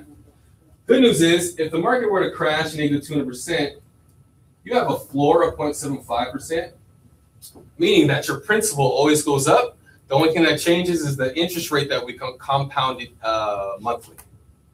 Okay? All right. With this, we call this a LIRP. We use a lot of acronyms around here. So LIRP stands for Life Insurance Retirement Plan. With this, you get perks. The P stands for protection. Protection from what? You're protected from the market because your money's not in the market. It's mimicking the market. It's mimicking the S&P 500, the euro, which is a currency, and the Hang Seng, which is a currency. Okay? But your money's not in the market. It's mimicking the market. All right. So you're protected from the market. If the market were to crash, you can never lose your money. Your money will always grow, no matter what the market is doing. Okay? The second thing that you're protected from is taxes. Now, with this tax code, back in the early 1900s, the Rockefellers and the Carnegies, they were giving Congress a lot of money under the table. And so they asked Congress, hey, is there any way we don't have to pay any taxes? So Congress invented this tax code, which basically says that if you take your money from the net and it's already been taxed and you put it in life insurance, you can't get taxed twice. However, if you over here, you get taxed at the beginning, you throw it into a 401k, and whenever you pull it out, you might get taxed again. And you have a third thing called income taxes. So you potentially can get taxed 3 times. All right. Over here, you get taxed once at the beginning, but in IUL, it's tax-free. Okay. It's like a tax shelter. All right.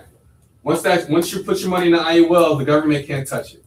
So if you have liens, levies, holds, wage garnishment, alimony, child support, the government cannot touch anything that's in here because it's not considered taxable income because of the 7702 tax code, which is different from the 401k tax code. All right, so make sure you guys have that. All right. Then the last thing you're protected from is inflation. Now, inflation is 4%, meaning that the cost of everything goes up by 4% every year, whether you like it or not. To buy a loaf of bread 20 years ago cost like 40 cents.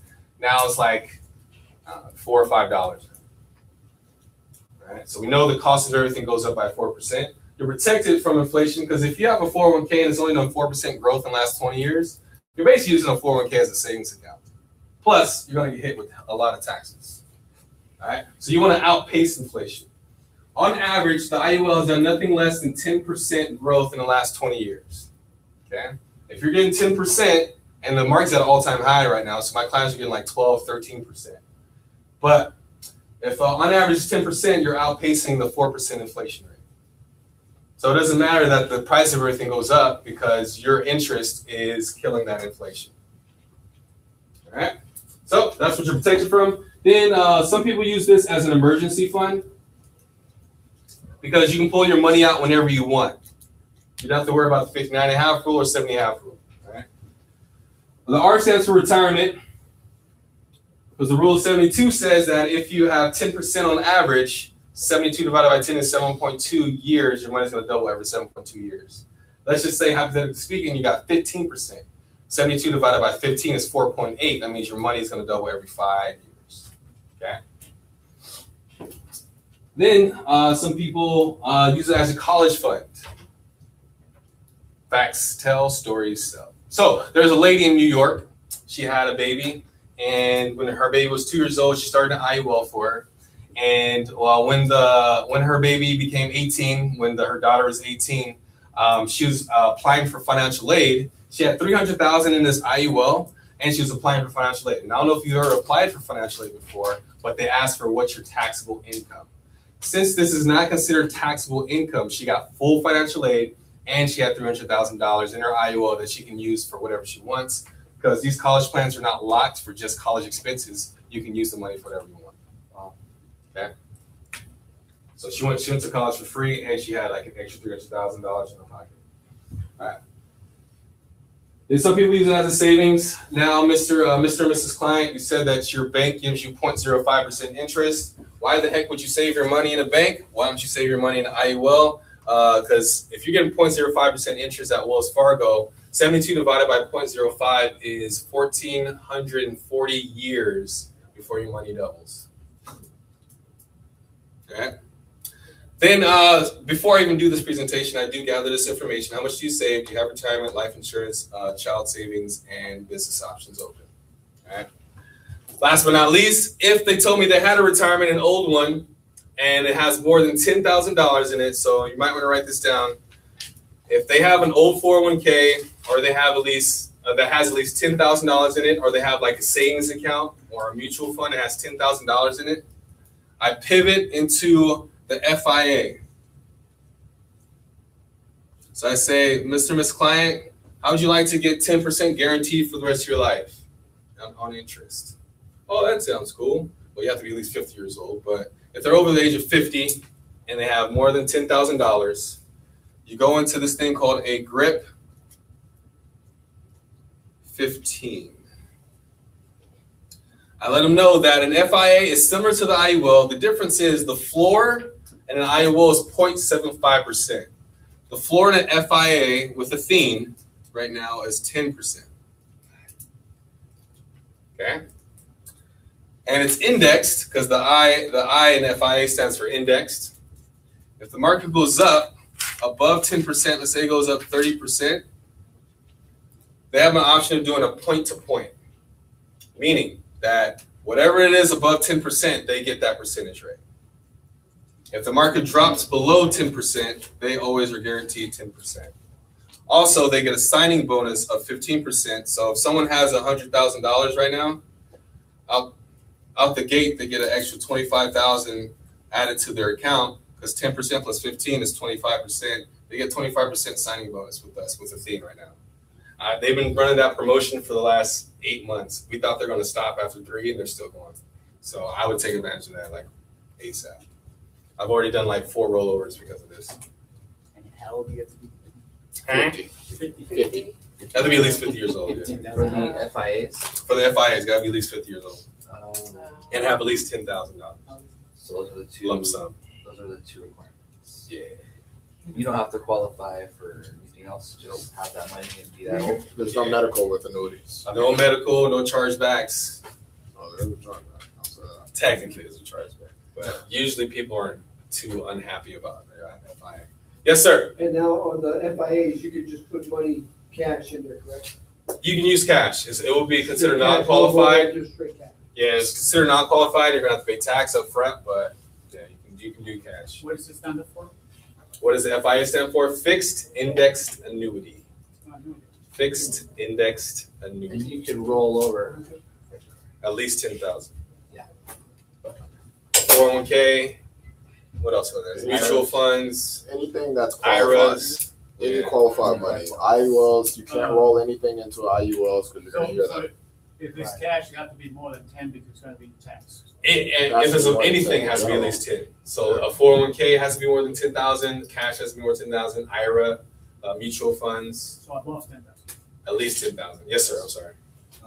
With the IUL, for the perks, for the emergency, they can pull whenever they want.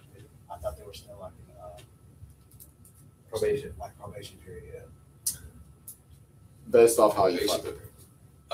Like if you put 100, like I hear a lot of people like if you put, let's say, we put $50 away for somebody, their probationary period is going to be like 7 years basically. They can't touch their money.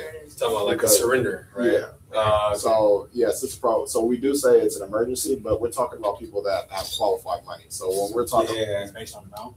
It's based on amount, but you're looking at it from a perspective of how much people are putting away. The average person is not putting away $100 a month. Yeah. They're putting away 3, 4, 5, or it should be up into the thousands. Yeah. So when they're doing that, they do have emergency money that they can use within the 2nd, 3rd year. But when you talk about people that are under the age of 25 putting away $50 a month, they can't touch the money. Yeah. And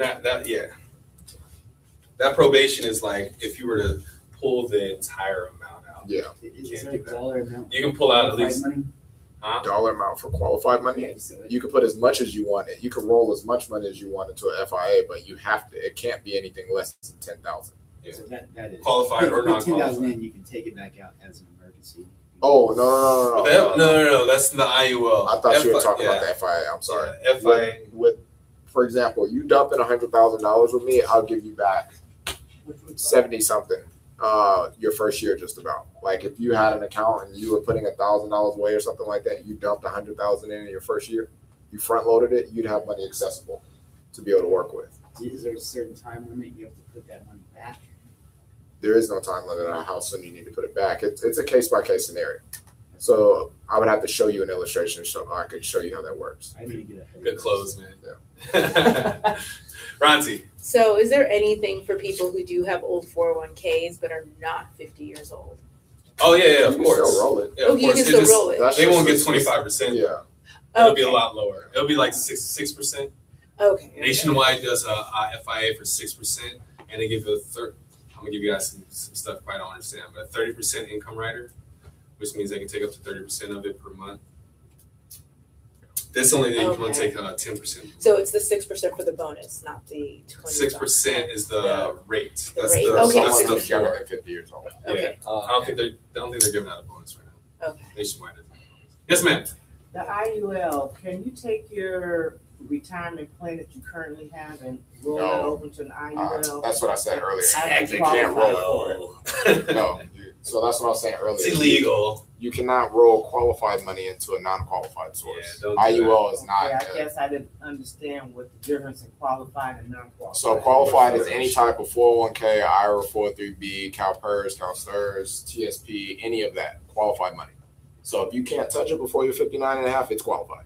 That's the best way to think about it, because it's a government-owned product. Mm-hmm. That makes sense? Does everybody get that? Yes. Because a lot of people get mixed up with those.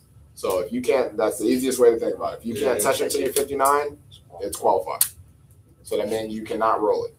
Okay, but you can get an IUL account and just put some money in it, right? Yeah, but you can't roll it over from before. But you can. But if you just want to put some money in it, do you have to qualify for that plan, or can you just For the IUL? Yeah. Oh yeah. Sorry, let me finish my presentation. Sorry.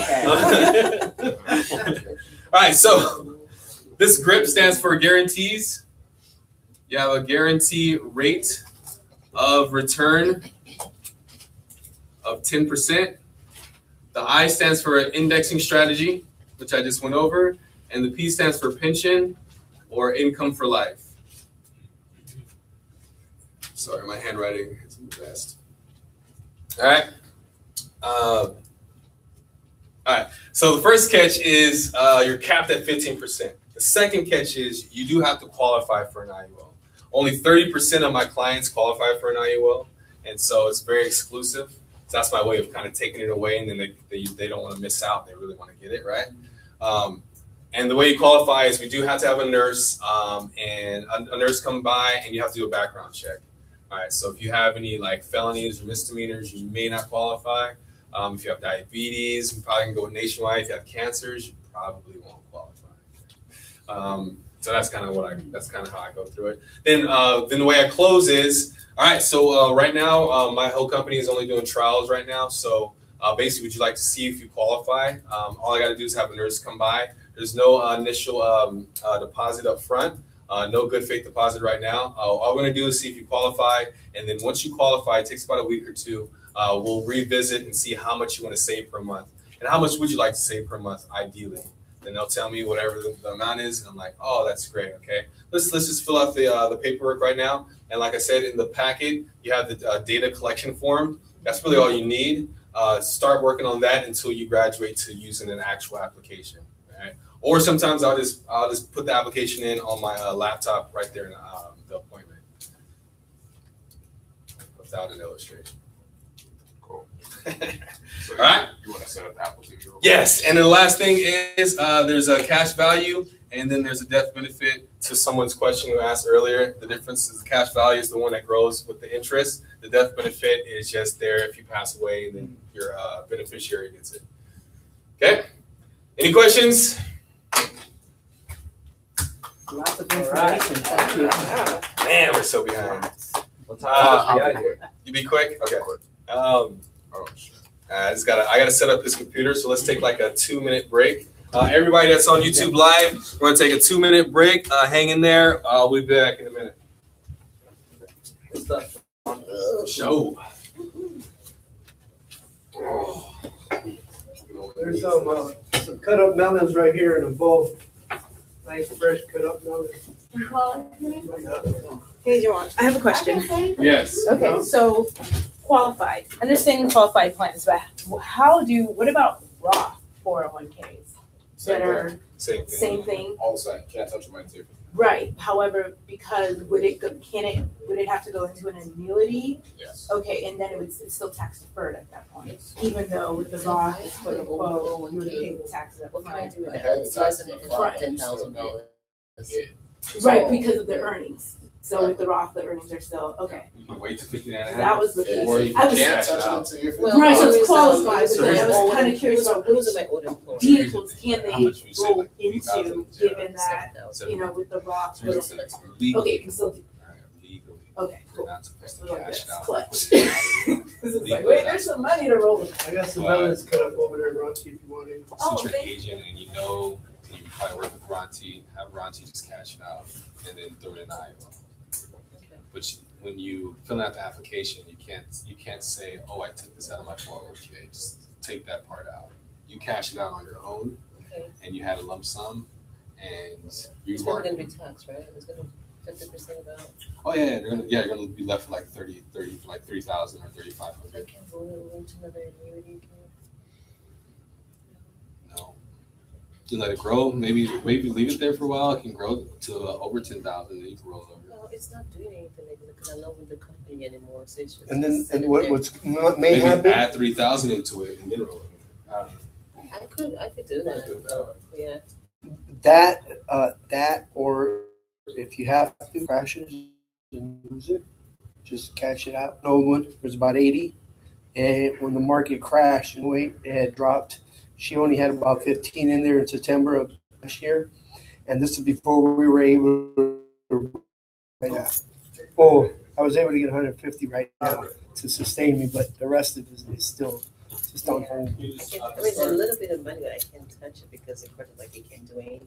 Like that's little money. So Because I had first thing I ended up saying, he's taken I care of. just covered myself, so I'm gonna cover my little ones. I'm gonna, Yeah, I had 400,000 worth of coverage. But when I left my last job in July, we stopped paying into it for a while. And I didn't have to pay back into it till April of this year. And I think this is really good because like because I was like fighting my younger brother. I mean, we're trying to get him to get into an IUL, and he's worried about over a drug law. What's wrong with you?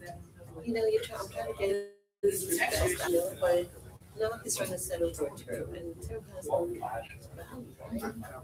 cash accumulation. if he's young, a term LB, 249,000. But you know, what's the casualty in you actually using it within 30 years? You know, you could, maybe not, but.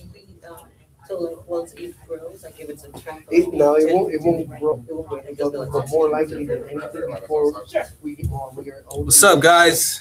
So if ever We're gonna get started again. He can't work, you can draw from it. Like I had a business owner friend of mine. She got into an accident and unfortunately. Caesar, can you turn off these hot lights? The rolling one. They're coming. The rolling one. When that rolls or twists. And she. I'm sorry. Your business partner. Yeah, she has a business, and she left her business really fell because she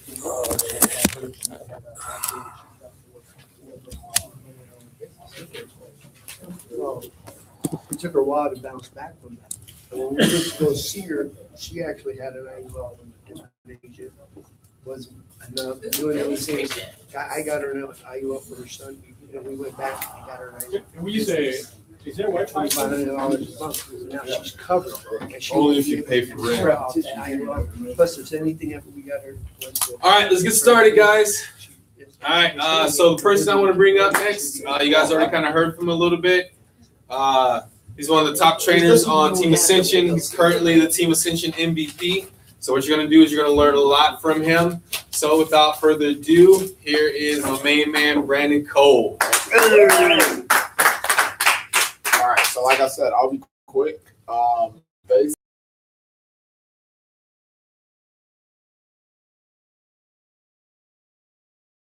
List where your companies products we deal with some money, different concepts. And then your next thing, once you've shown all the basic concepts, my transition is this. All right, obviously you seem pretty excited. Let me show you how this will work for yourself. So when you're doing this, whether you're doing it by yourself or with the client there, you want them to understand that we're working with you at where you're at. So I don't say, Ronti, you should be working where they're at. Now, there's two sides to how I conduct myself when it comes to this business. There's a friendly advice or a friendly advisory side of myself, and then there's a professional side. This is how we show them what all that looks like. So let's use Ronti. I'll use you for an example. How young are you? It's right there. 35. Yeah. Okay, perfect. And oops. So the thing that you want to make sure you do, so that I break all this down. Can everybody see my mouse? Yes. Yeah. That says mytransware.transamerica.com. If you go to my WFG and then you go to recruiting and selling, it'll take you straight to this market so that you don't have to type it in every time. Then once you get there, the first thing you want to go to is here, Transamerica Financial Foundation, IUL. That's what FFIUL stands for. And real quick, Brandon. Sure. On the invite, I did tell everyone to bring their laptop so that you can kind of do it in real time. Because what I found out is when I was learning illustrations, when I had my laptop in front of me and I was doing it in real time, it made a lot more sense than when I was writing notes because this is all computer based, right? Yeah. So just throwing it out there. If you guys want to use my hotspot, it's Jawan's iPhone. I think I can fit up to about 5 people on it. So good luck. Some of you guys, I would just record it. Or just record it. Somebody, I would say somebody just go ahead and record it. That makes it easier. Yeah. Don't record it from back there, see? We got option. Okay, whatever. So all right, so you want to make sure you're right here. You see how it says 2017? It's going to start at 2017. You need to be at 2015. Is that blurry or is that just my eyes? It's a little blurry. Okay. And then basically the client's name, you can put whatever you want. The person's age, you can either put their birthday or or how old they are. California, of course, male or female. By default, we start off at preferred. Basically, to kind of like, I always like to start low, and worst case scenario, basically I'd be spot on, or I could be completely wrong, and they can have perfect help. So if I'm going for a close, basically from here, scroll down a little bit. The first section you want to go to is solve. Ronti, what is it that you do as of right now when it comes to your 401k? Monthly contributions. Monthly contributions. How much are you contributing? The average American is supposed to max their 401k out. Do you know how much that is a year? Is it about like 18,000? Correct. So, do you currently max your 401k out? No, I'm at 16. 16,000. Oh, okay. So what is that? Crap. We're just gonna use 18,000. I know the exact numbers for that. So, basically, at her age, what we're looking for, we're going increasing. What I do to figure things out first is target face off, so I can see what the company would basically be willing to offer her based off of what she's putting away. So by doing that, annually, $1,800 a year is $1,500 a month. But $18,000 a year is $1,500 a month. So let's say Ronti told me I want to retire when I'm 65. Perfect. We're going to set this up for age 65. Does that make sense? Yes. So What you're going to see now is me go here. Now I'm going to go to summary. Now by me clicking summary, it's automatically going to generate an illustration for me. All right, so let's talk about this part really quickly. The specified amount is the amount that the of death benefit that the company is willing to give that client. Does that make sense? Mm-hmm. Now this specified amount is way too high. How do I know that? Right away, you can look right here. I can put this down actually. Right away, you can look right here. So it says $18,000 is the annual premium, but the target premium is $18,002, which means that it's higher than the target. It should never be higher than the target, ever. So basically what I need to do is readjust, but all I'm going to do is break down what these are really quickly. Specified amount is the death benefit. The only interest account you're worried about is the global index at 7.75%. Our floor rate is 0.75%. I'm really good at selling this this part of our product. If our floor rate is 0.75% monthly, you times that by 12. What is that annually? 9%. So this is lower than our annual return. But when you're looking at this from an illustration standpoint, it's going to get its point across. So you're looking at that. So that's the global index. We do know what the global index entails, right? Yeah. Everybody didn't say yeah. So the global index is the Euro, S&P 500, and the Hang Seng. So we'll talk about that at another time because we don't have that much time today. But target premium, that's the target, obviously, what you're basically aiming for. Now, the required premium is what matters. So this is how much they're allowed to kind of back off. So let's say, Brandon, I'm not really doing too well these couple of months. I need to scale back some. This is how much you'd be able to scale back. Does that make sense? Mm-hmm. It's almost $5,000, but it should be more than that. So basically, this is how you make sure your clients don't cancel on you. Because when somebody says, oh, no, I swear I can do $1,500 a month, and you get excited and you write them up for that, and the next thing you know, 6 months or 3 months go by, and now they're like, oh man, something came up, I can't afford it, I need to drop it down to $200. Well, you can't do that because the required premium is $13,500. There's no way that they can drop to $2,400 if the required is here. That means they're going to have to cancel their policy, and all of that charge is back on. So you have to be careful with what you're playing with. 7 pay premium. So if this client, for example, I have a client that I'm working on right now. They don't like paying long-term plans. So if they can, they're more than welcome to pay this plan off in 7 years. So Ronti, if you gave me $63,174,000 for every year for 7 years, you can pay this plan off in 7 years and not have to put anything else into it. Okay. Does that make sense? Yes. Ronti, if you told me I don't really want to do the whole monthly thing, I just want to put money in annually, you can put up to $46,000 into this account, or let's just say $47,000 annually. Okay. That's the max you can put in. Now, if you told me I don't want to do annually, I don't want to do any of that, I just have a lump sum of money, you can just give me $247,000 and then not have to touch that again. So you have options. Right. The reason why you want to disclose that is because some people, like some of the clients I'm working with, think like that. Mm-hmm. I have a real estate agent in Berkeley right now. The average house she sells is about $900,000. So do you think that she has this type of money laying around when her commissions come around? Yes.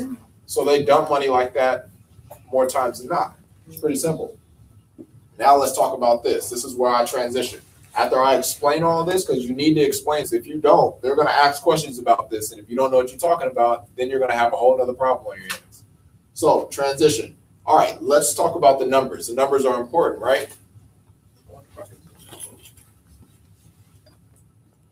Is that better for everyone? Yes. Cool. So let's talk about these numbers.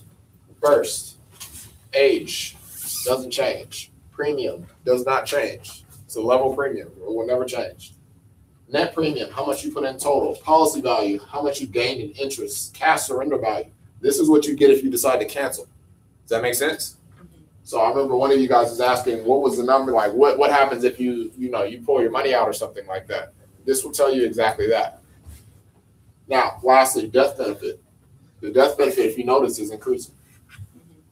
It needs to increase because when you have this type of money growing, it's going to outpace your death benefit if you don't have that increasing, which is going to avoid something called a MEC, modified endowment contract. You don't need to know much about it. All you need to know is that that's what keeps your money from being taxed. So I start off here. I explain in years of 10. Ronti, so you're gonna put $18,000 in for 30 plus years, right? So by year 10, you gave me 180. You have $166,674,000 available. Okay. Make sense? Yes. Great. By year 20, you put in $360,000. You have $554,455 available. Hey. Make sense? Now, guess what? If you decided to cancel, or let's say not cancel, but let's say you decided I want all of my money, you can take all of that out, tax free, all of it. Now, question, because some people ask that, like, okay, so if I wanted my money at that point, I could take it all out. Sure, you could do that. Now, I have an analogy for you, Mr. and Mrs. Client. If you had a prized apple tree in your backyard, and somebody came by, and we were all having a family event, and somebody came by with some ice cream, and I asked you, or if I said to you, you know, I think it'd be a great idea if we made some apple pies. And then you said, yeah, that's a great idea. Go grab some apples. And I ran past you back to the garage and came back with an axe. What would you tell me? What are you doing? Exactly. You'd probably say, wait, don't cut down the tree. Just go take a couple apples. Right. This is the tree. You don't cut down a tree that's going to give you infinite interest and pay you out when you die. So when you're looking at this, you take what you need. You don't take everything. So in order to keep these alive, because emergencies do happen. So that emergency, let's say something happens year 16, you have $370,000 to work with, and you need $70,000. You pull $70,000 out, it drops back to roughly $300,000, and you use that money for what you need it for. You don't have to pay it back. So if you own your own bank, like if you literally own your own bank and you shoveled all your own money, gold and everything else into it, and then you took out a little piece of gold, do you technically have to pay that back? No, it's yours. Exactly. So I don't know why I kept doing this. Like as if it was so addicted to touchscreen. Yeah, I know, right? Because I don't ever do this on my laptop anymore. So I'm going to jump all the way down to 30. So year 30. You put in a total of $540,000. The company will be giving you back $1.3 million. Question, Mr. or Mrs. Client, if you give me $540,000, I give you back $1.3 million. Is that a good deal? Yes. Okay, question for you. If you had this in your 401k, let's say your 401k did exactly what this did, which it will not. If you had exactly $1.3 million in your 401k and you were trying to compare yourself with my client, how much would you go home with? If he decided to take all his money out at this point and you decided to take all your money out at this point? I would have only probably walk away with like 50% of that. If you're lucky. Yeah. So let's look at this. You have $1.2 million or $1.3 million plus 3.4. So if you happen to die and you didn't touch either of this money, this and that go to your beneficiaries. Once again, Mr. or Mrs. Client, if I give you $4.6 million, if I give you $4.6 million and you gave me 540, is that a good deal? Yes, it is. Okay, great. So let's talk about this really quickly. So I always talk about the pros. I go back to the cons and then I go back to the pros. Exactly. So when you're looking at this, I show people this because if you skip past that, guarantee chargeback. Guaranteed. Because people look at these and they say, oh, okay, blah, blah, blah. This is amazing. You get all this interest and everything. And then they put money into it. And then all of a sudden, I need money back. Well, that's not how these work. You're locked in once you put your money into these. So some people look at this and they say, wait a second, Brandon, I put $54,000 into this account. Why can't I get any money back? Simple. If you put in $54,000 in your 401k and you try to take it out by year 3, what would happen? You'd lose it anyways. Right, yeah. So why are you trying to touch your money this soon? Is it because now you have a better investment and you've gotten trigger happy? So you're looking at it from a perspective of these are long-term investments. I say that up front. I let them know. Anybody that's been on an appointment with me, I say it every single time. These are long-term investments. If you're not into long-term investments, I'm not your guy. Go ahead. It looks like it takes maybe 15 years for the Correct. cash surrender value and the policy not to match. Correct. So in any average investment, when you're looking at compounding interest, that's when you'll always see the interest rate completely surpass the amount that you put in cumulatively. It could be anywhere between there. Like for example, if she was putting more money away, it'd be faster. So the reason for that is you have your cash value that's growing as well as your death benefit. So both of those are eating away at your interest. Does that make sense? Because some of your interest is going to your death benefit. That's why your death benefit is growing. Otherwise, it wouldn't be growing. It'd basically be a whole life policy. So the thing about this is though, because you're going to ask, so is this similar to like a universal life or a whole life or anything like that? It is, but in a different aspect. So if you have $504,000 sitting in an account right now, and you wanted $50,000, you could pull $50,000 out of that without affecting your death benefit. In a whole life, that affects your death benefit. So if you pull money out of here, it comes out of your death benefit. You have to pay it back. It's basically structured almost like a 401k. Everything that you take, you have to put back, or it comes out of your death benefit. Does that all make sense? Okay. So once I get them to understand that they lose their money if they take their money out here, usually everything else is just a downhill kind of roll. Because anybody that starts to have a problem with not having their money available in the first 3 years, they're not your client. I can tell you that right now. And if you make them your client anyways, trust me, it's going to be a chargeback, guaranteed. So don't do it. Please save yourself the trouble. Does this make sense to everybody so far? Mm-hmm. Okay. So let's recap on this really quickly. What is this? Premium. This is annually, by the way. So it's always going to show annually. I didn't really disclose that. Net premium. This is how much they put in total. Right. Policy value. What is this? How much the policy's worth? Okay. I'm pointing at you. Oh, okay. How much the policy? No. You know, so I'm pointing at yeah. Me? What is the policy value? I'm sorry? What is the policy value? The policy value is the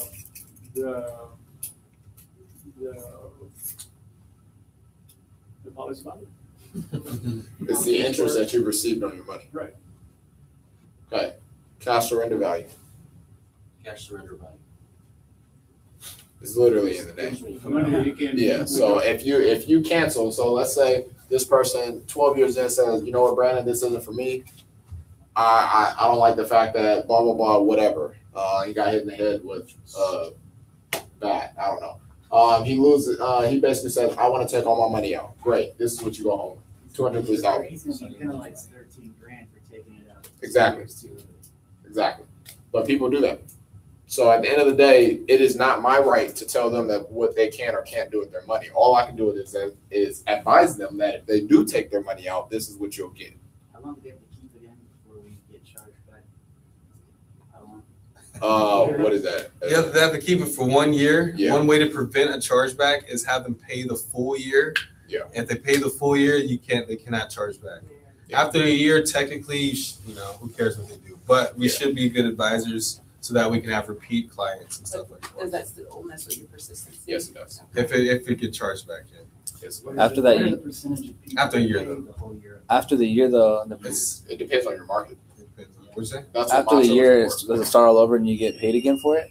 No, you only get paid once. You can borrow more than once, right? Yes. Once it's out of your probationary period. So that probationary period that he was talking about for this client, 3 years. 3 years. So, and even then, this does not mean that, so for example, his probationary period is over with, but if he tries to take all his money out, this is what he gets. Right. Does that make sense? That's it. That's all. Exactly. What if somebody gets paid more in their job after year 5 and they want to put more than $18,000 a year? You got to do a new policy, or can they just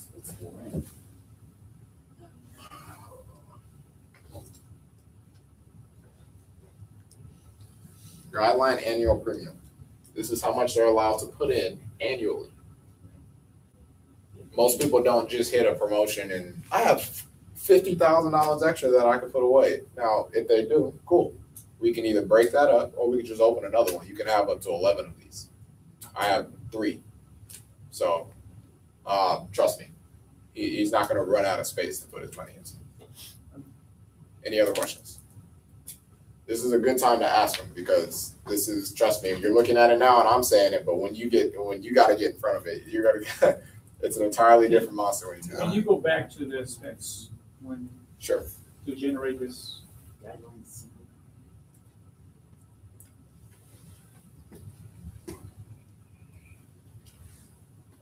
Okay, so what exactly were you looking at? Or what was it that? So what would be an age, for instance, to not have an increasing debt benefit, which is it should always be increasing unless they are a certain age range of about, I would say, late 40s. Leland says 40, like he stops it at 40, but it depends on how much money they're putting away.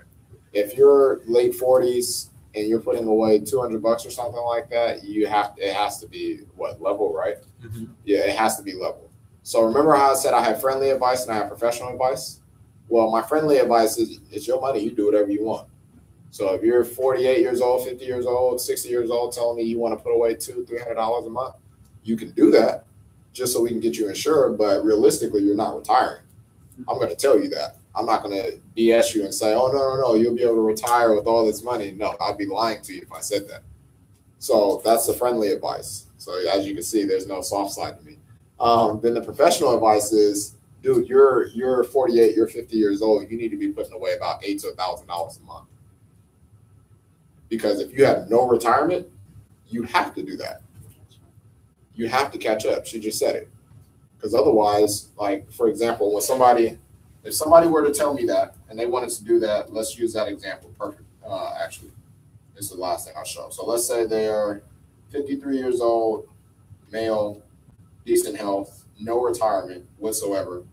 And then they told me, Brandon, I want to do $300 a month.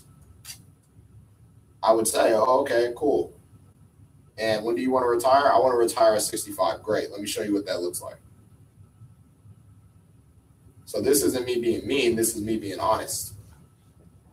So at $3,600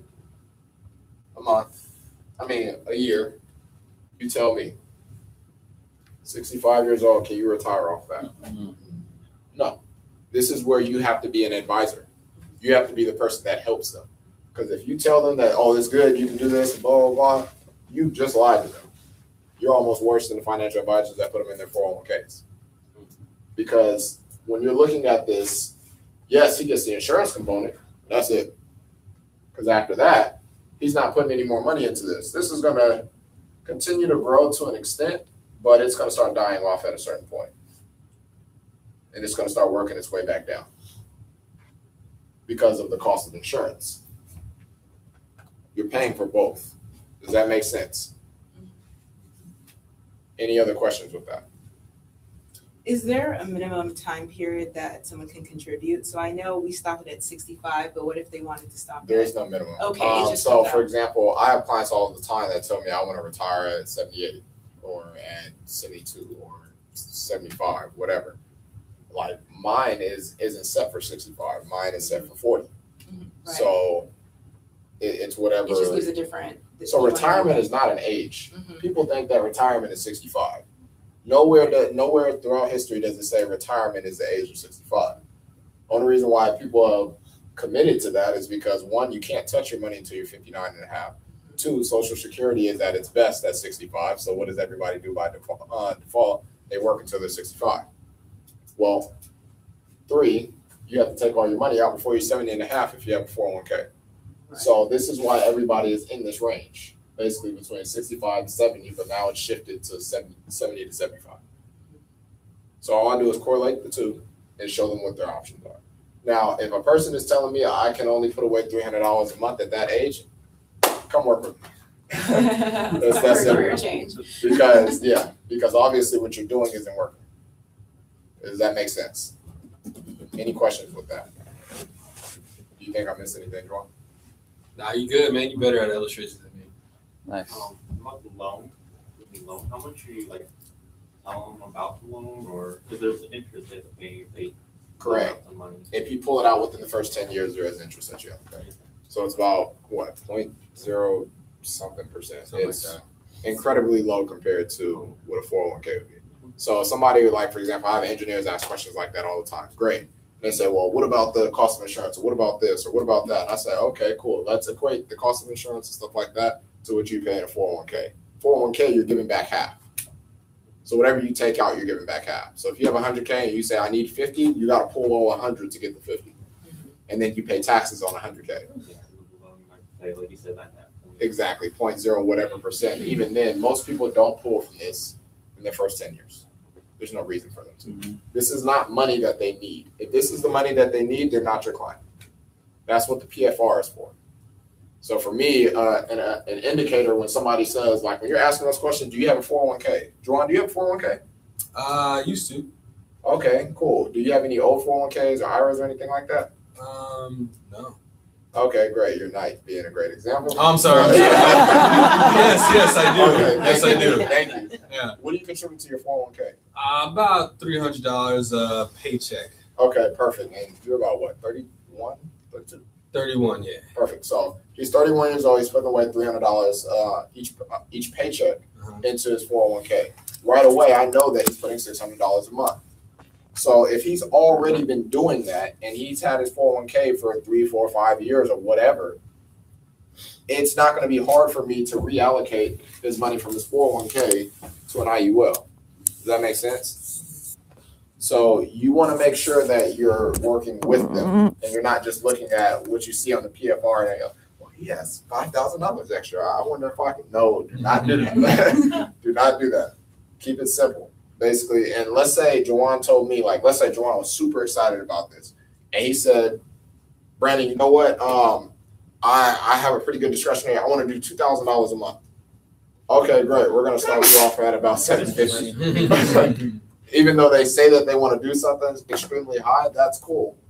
But I know when shit hits the fan, you're going to want to cancel. And I'd much rather have you at $750 and then give you a bunch of cushions so you can lower it than put you at $2,000, which some people will do. And basically, you have it for 3, 4, 5 months. You lose your job, and now all of a sudden, either you want all your money back, or now you can't afford it anymore. So whatever the person says, by default, split it in half. So Ronti, if you tell me I want to put away $1,000 a month, great. I'll start with $500. And they may want to argue that and everything, but they really, to this point now, have to prove to me that they can afford that. Because, you know, it's cute for you to say, like, I want to do this and blah, blah, blah. It's cool. But you don't have any equity to show me that you can afford that. So if you have like $70K or something like that sitting in a bank account, then I'm like, okay, you can obviously afford this as opposed to somebody else. Make sense? And so can people just pay their annual? Like yes, you can pay annually. You can pay. So the way we go about it is monthly, annually, or lump sums. We don't do quarterly and all that type of stuff. Okay. You start getting into trouble with that. So any other questions? Are we sure? I'm trying to make sure, because if somebody asks a question, like Leland asks a question about this and none of y'all answer, I'm gonna be pissed. So you were saying earlier that you don't want the model and the target to be. Oh, yes, thank you. So basically what I mean by that is, how much was that death benefit? So let's go back to that other example. So let's say client was how old? Ronti, 35, female, and it was like $2 million worth of death benefit, right? Yeah. So that was way too high for one.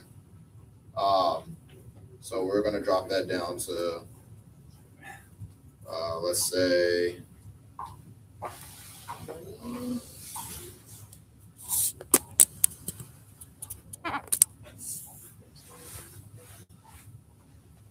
so basically what I'm doing is It was from the earlier numbers. Whoops.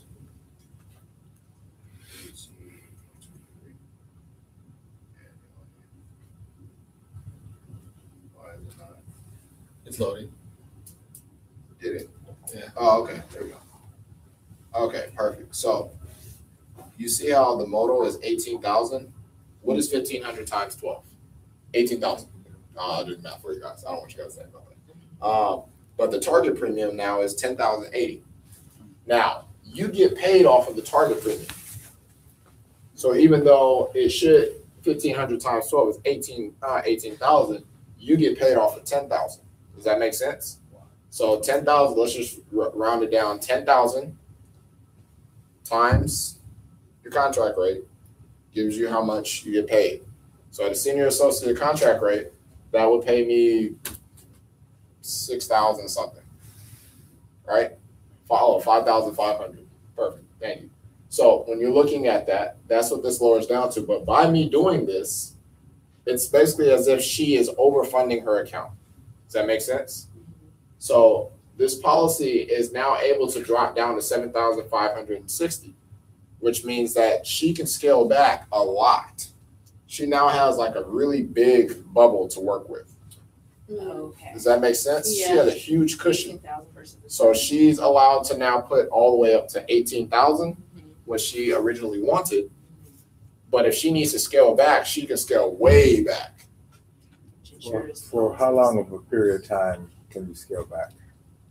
You can scale as long as you meet the minimum guideline. That's why it says require minimum premium. This is what keeps the policy alive.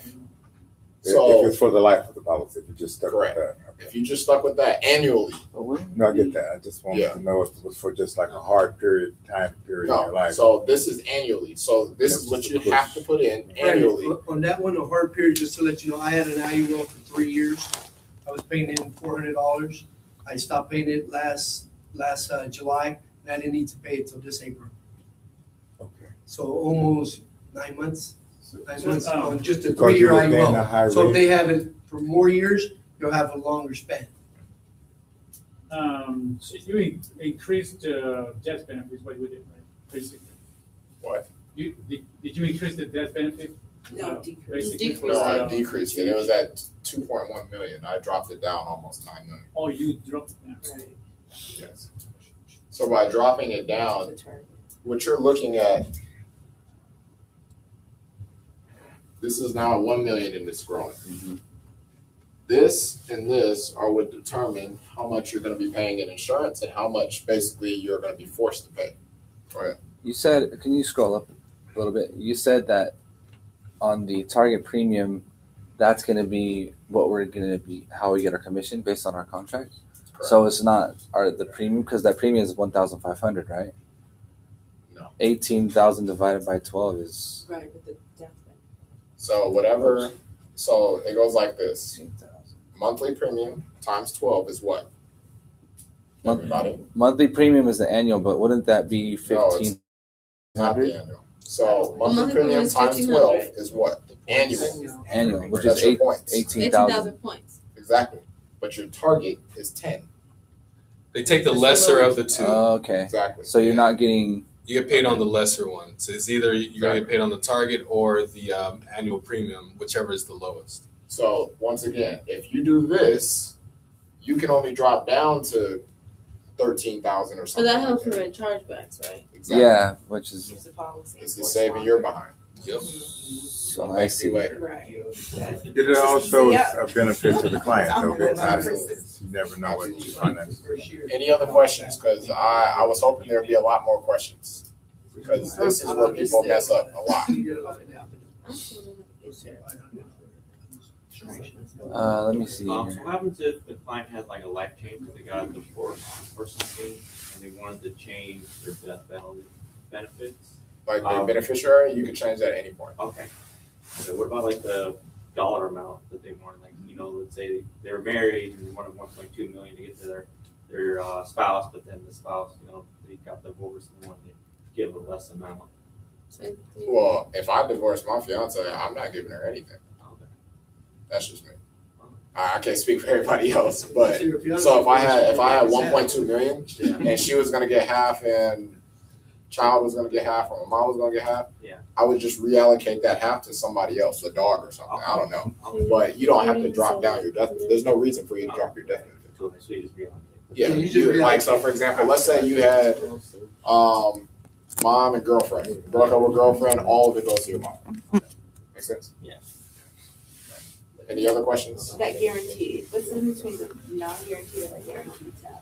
It's completely irrelevant. Okay, yeah. So, I was like, what are we? I would be asked that question. So basically, what this is saying is that this is non-guaranteed, 7.75%. We do higher than that. Okay. Just like we can't show 15%. Right. If we show 15%, what would that mean? That we would guarantee that you're getting 15%. So we can't do that legally. And then on top of that, we're showing you can't show what you're averaging because you can go below your average, you can go above. But what our average is 9%. You're not going to go below that. But it's showing below that. Any illustration that you have of a company, it's always going to be less than what they do. It has to be. So does that answer your question? No. So there's non-guaranteed and then guaranteed. So for example, if I click on that, it's not going to. Well, based on the presentation, what's the guaranteed interest rate on my presentation for the IUL? 0.75%. Guaranteed. And on here, 0.75% is the guarantee. So like it's not going to change. It's just showing Okay, but usually don't 7.75, even go it can't into be that. guaranteed. Okay.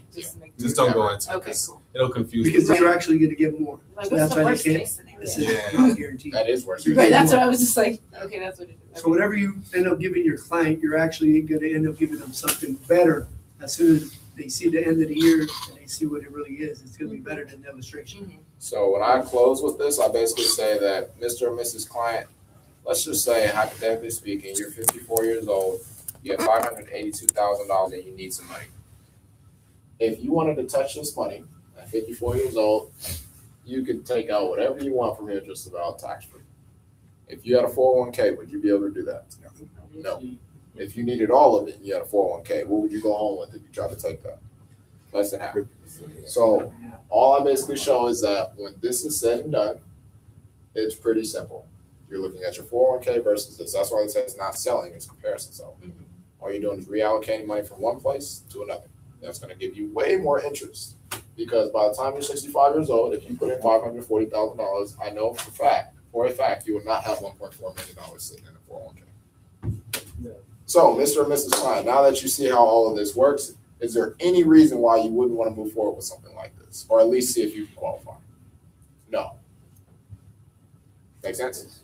Yep. So Brandon, I have a quick question. Can you scroll up, sorry?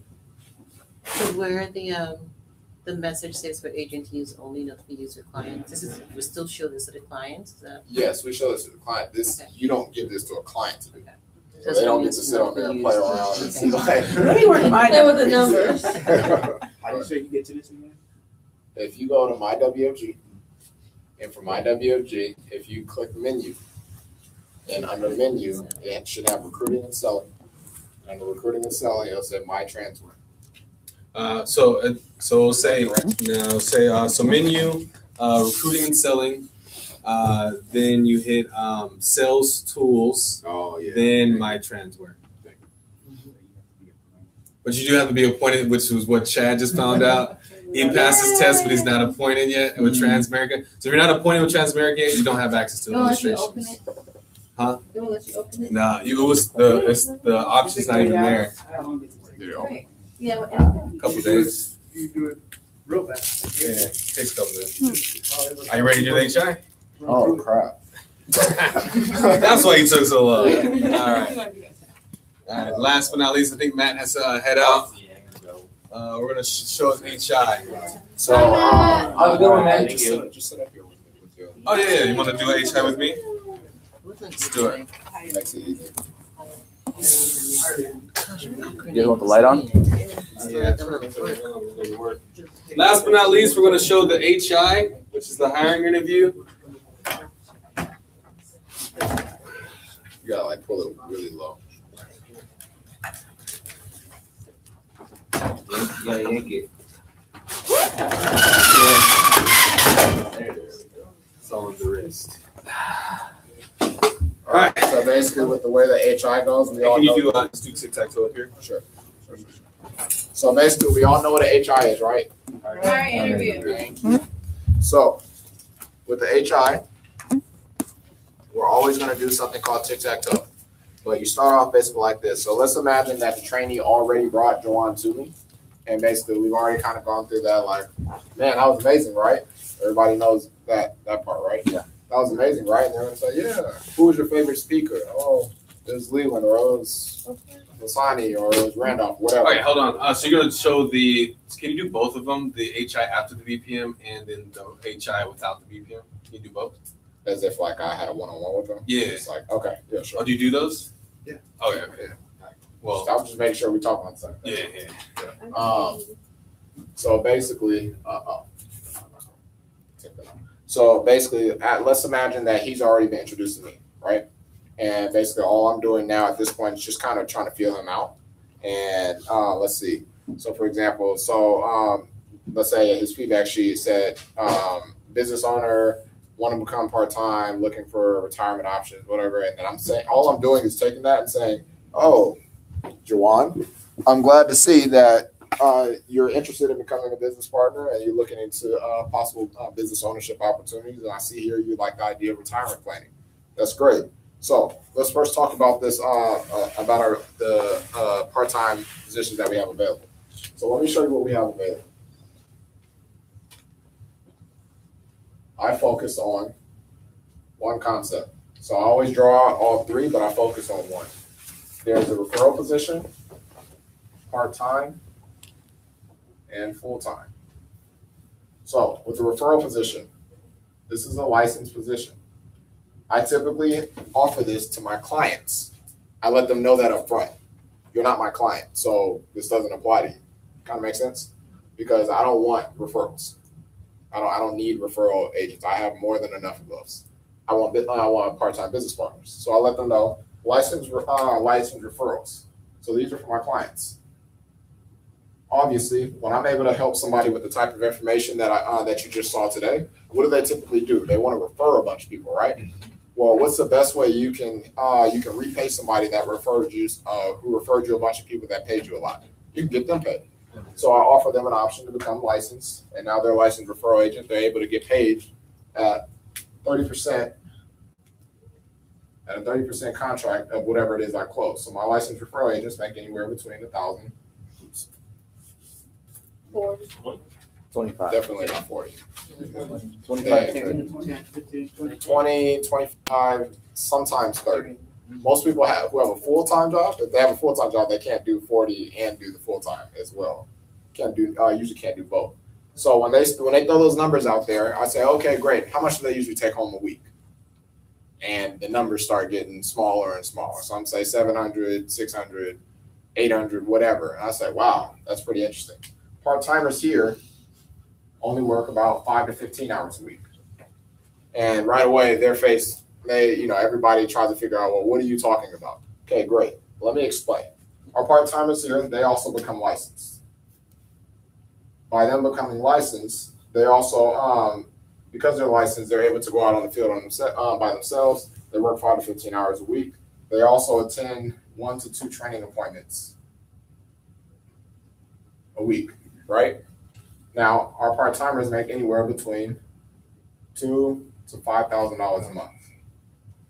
Some of them make a lot more. Obviously, if you invest more time, you make more money. Now, let me explain why I can say these type of numbers. The average person puts away about $250 a month, right? By them putting away that $250 a month, you times that by our normal algorithm, that gives you 3,000 points, right? You times that by our lowest contract. So I'll use 30% for an example. So that gives my client or my business partner $900. So if he did this exactly how it was said, he spent an hour of his time and he was able to help somebody put away $250 a month. How do you think this would help him if he was able to do that just once a month on top of what he's already doing? What do you think the average person says? It'd help him a lot. Right. Now, it depends on the type of person I'm sitting with, but more times than not, I usually show 45%. Because that's more appealing, and that comes out to $1,350. So when you're looking at this, I always say this. I'm just curious, how much is your time worth? Because I'm assuming you work full-time, right? And most people work full-time. When they tell me that, I say, okay, cool. So how much do you bring home each month?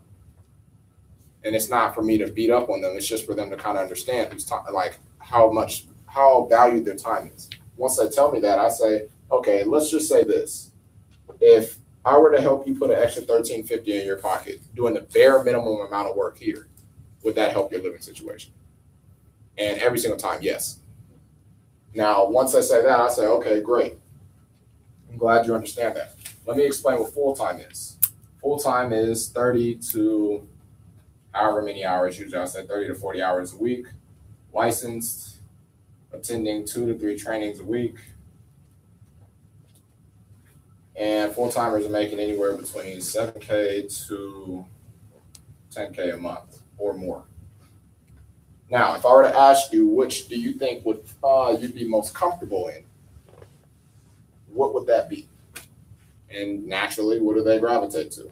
I think part-time would be within my comfort zone. Great. If we were to consider you, or if we were to bring you on board with our company, I need to know 2 things. 1, how much time would you invest towards your business? And they usually will tell you, well, I get off at this time, so this day, and they start writing out the schedule, whatever they decide to do. I have 11 hours a week that I can work. I could do a business like this. Great. Now, if I were to consider you for this position, this is the funny part. People will have all these objections, but as soon as you ask this, all of a sudden now they're interested again. If I were to consider you for this position, what would you bring to the table? Man, I'm a good team player. I have some good leadership qualities, and I've done some customer service in the past. Okay, great. I can see that. I can see that you're a good team player and you have good leadership qualities, and I can imagine that you've had great customer service in the past. All I'm doing is repeating what he said. People, for whatever reason, they eat that up. They could be arguing the entire time, but when you ask that question, all of a sudden they are interested again because now you're taking it away. It's not me giving you an opportunity. Because what people don't notice here, and what I've started to realize, which is why our licensing is so down, is people recruit and hire anybody. And don't get me wrong, recruit everybody, but I've started to focus on who I want.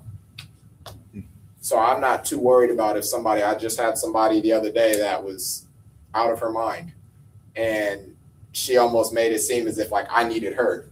And I explained to her, look, it's actually the opposite way. I don't need you. I'm trying to offer you an opportunity though. So once you ask that question, now everything's in your ballpark. That's when you explain to them, let me explain what it's going to take for you to get qualified. 1, you're going to need $100 to pay for your application. What's $100 for? It takes care of your background check. It gives you your marketing material. It gives you access to all of our trainings, all of our facilities. So you see these facilities and everything that are here, you have access to those without needing to go there and pay. So that's actually a really good deal given the fact that you don't know too much about this business and you definitely didn't put in anything for the startup. Does that make sense? And then they say, oh, yeah. Now, from that point, all you're having them do is fill out their AMA, and then you're asking about their background. You have to ask about that because if you don't ask about it now, they're going to hate you for it later because they're going to go through, like Leland said, they're going to go through all that work, and then they're going to find out last minute that, wait, I didn't know that my felony that I got last year was going to be a problem. Does that make sense? So this is no different than how I pretty much go when I do a one-on-one. So when I do a one-on-one, same concept. They've seen the presentation, I've done all that and everything, and then they explained to me that, I do keep my business options open. Okay, great. Same concept, draw this out. Only difference is here is now I'm taking it from a more personal approach because now I know their personal finances. So I say, okay, you have debt that you're trying to pay off, or you have a child that you're trying to put through school, and the job that you have right now isn't doing it. You don't really have much more time to go work somewhere else.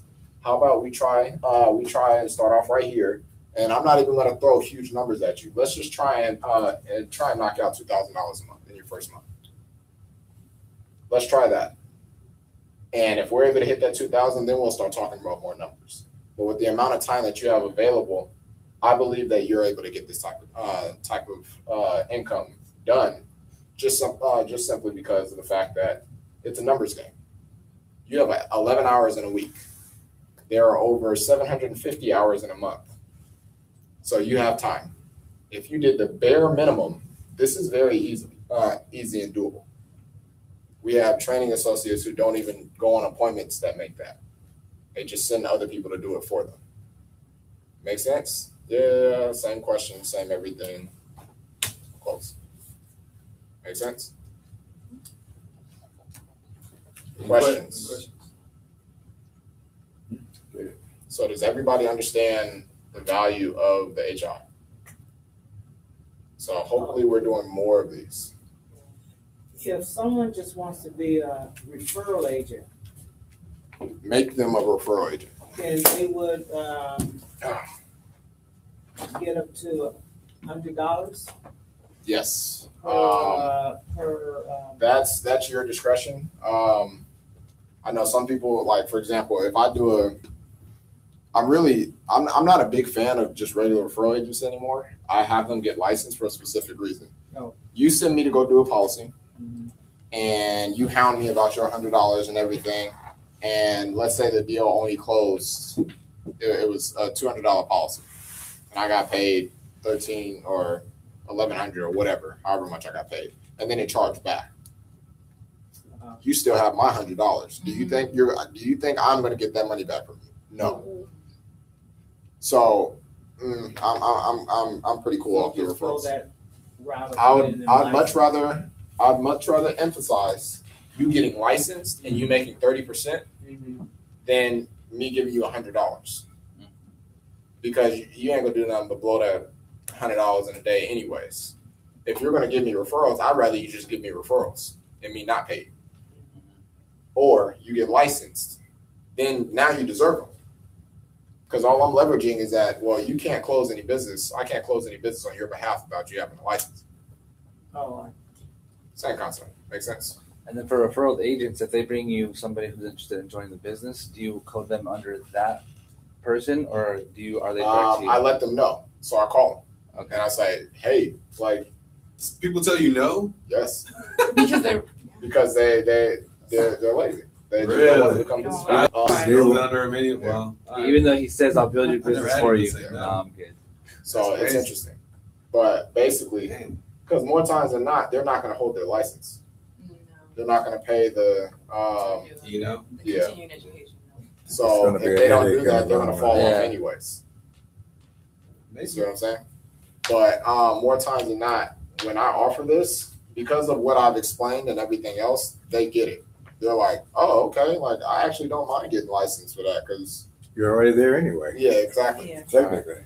So, does that make sense for everybody? Because I see a lot of people's faces like, what you do about that?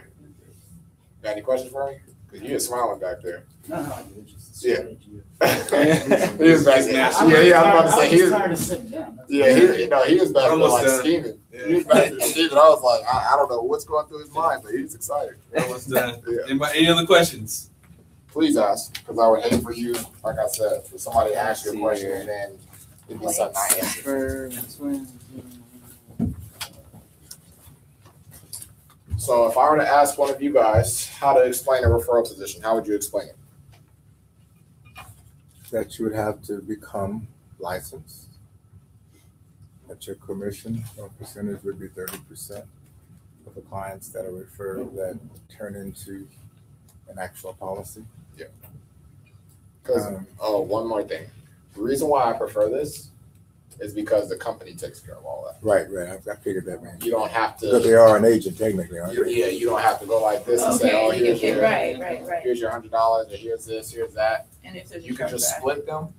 And if there's a chargeback, the company Exactly. You just put their agent code on there and they do whatever. Do you explain to them about the chargeback factors? If it's written, yes. Only if it's written under that. So obviously, I don't say, Jawan, send me somebody that's going to charge back on me. Like, No. I want legitimate clients. So when I sit down with them and I say, okay, like, in every appointment I ask for referrals. So the type of information I'll share with you, you can understand why this would be very beneficial for the average person, right? Yeah, man, I know a bunch of people. Great. These are the type of people I'm looking for. Anybody want to say it out for me? Mary. Perfect. age 28, Children. homeowners, Occupation. 80,000. Well, we'll do 40,000 or more. They get it when I say occupation. Yeah. I'm not looking for the guy that's looking on welfare Yeah. and everything else. I can't help him when it comes to that. But I write this out for them. Whatever page that I slide them while I'm helping them fill out the application, they're writing that down. While they're writing, I said, let me help you out. These are the type of people I'm looking for. Don't send me nobody outside of this. It's pretty simple. Be specific. Very specific. You get what you want. Yeah. So if you don't tell them what you want, then they're going to give you right down the street who can't hold a job for more than a week. Because they just want to help them. Exactly. So does that make sense? Yes. Any questions? Jose, you always have questions. Not right now. Brian. A lot of information, right? Yeah. Because you know I'm about to drill you when it comes to this. Good. All right. Questions? Caesar, questions? You just had me do an HR for you the other day. So you got this, so you can do this by yourself right now. He's recording. I got you. All right. Cool. All right, cool. All right, last but not least, Brandon didn't touch on this, but real quick, we just had a training in BPM with Mario, and so we're ramping this part up. Okay, we want to focus on getting licensed. Okay, so the reason why I put in the packet, and also I wanted Brandon to show you how to put in an AMA, but at the end of the packet, I put the AMA there. Just got to fill it out. You get their ID. Everything on their ID goes here. Okay. You ask them a couple of questions about their background. You don't, I mean, I actually ask these questions, but it's about, have you worked at a financial institution? Do you have any liens, levies denied, or blah, blah, blah, blah. Wait, don't skip past that yet. So this is very important. That is very important because if they work at a bank or something like that, some banks are a conflict of interest. Yeah. So if you just skip past that, like you do everybody else, you could have a problem. Yeah, don't do So that. Ask those questions. Sorry, I have a brother that works with the security part, with the stocks and all that with Morgan Stanley. So would he get denied coming on board? There might be a conflict. It's considered a conflict of interest if he's licensed, especially if he's licensed there. If he's not licensed there, then you might be okay. Yeah, you can't take your securities license from one company and run over to the next one. Yeah. Now, if you don't work there anymore, you still have your securities license, but you can't. I can't get my securities license at Wells Fargo and then run over to World Financial. You can't do that. They won't allow it. So, All right, so that's the background stuff.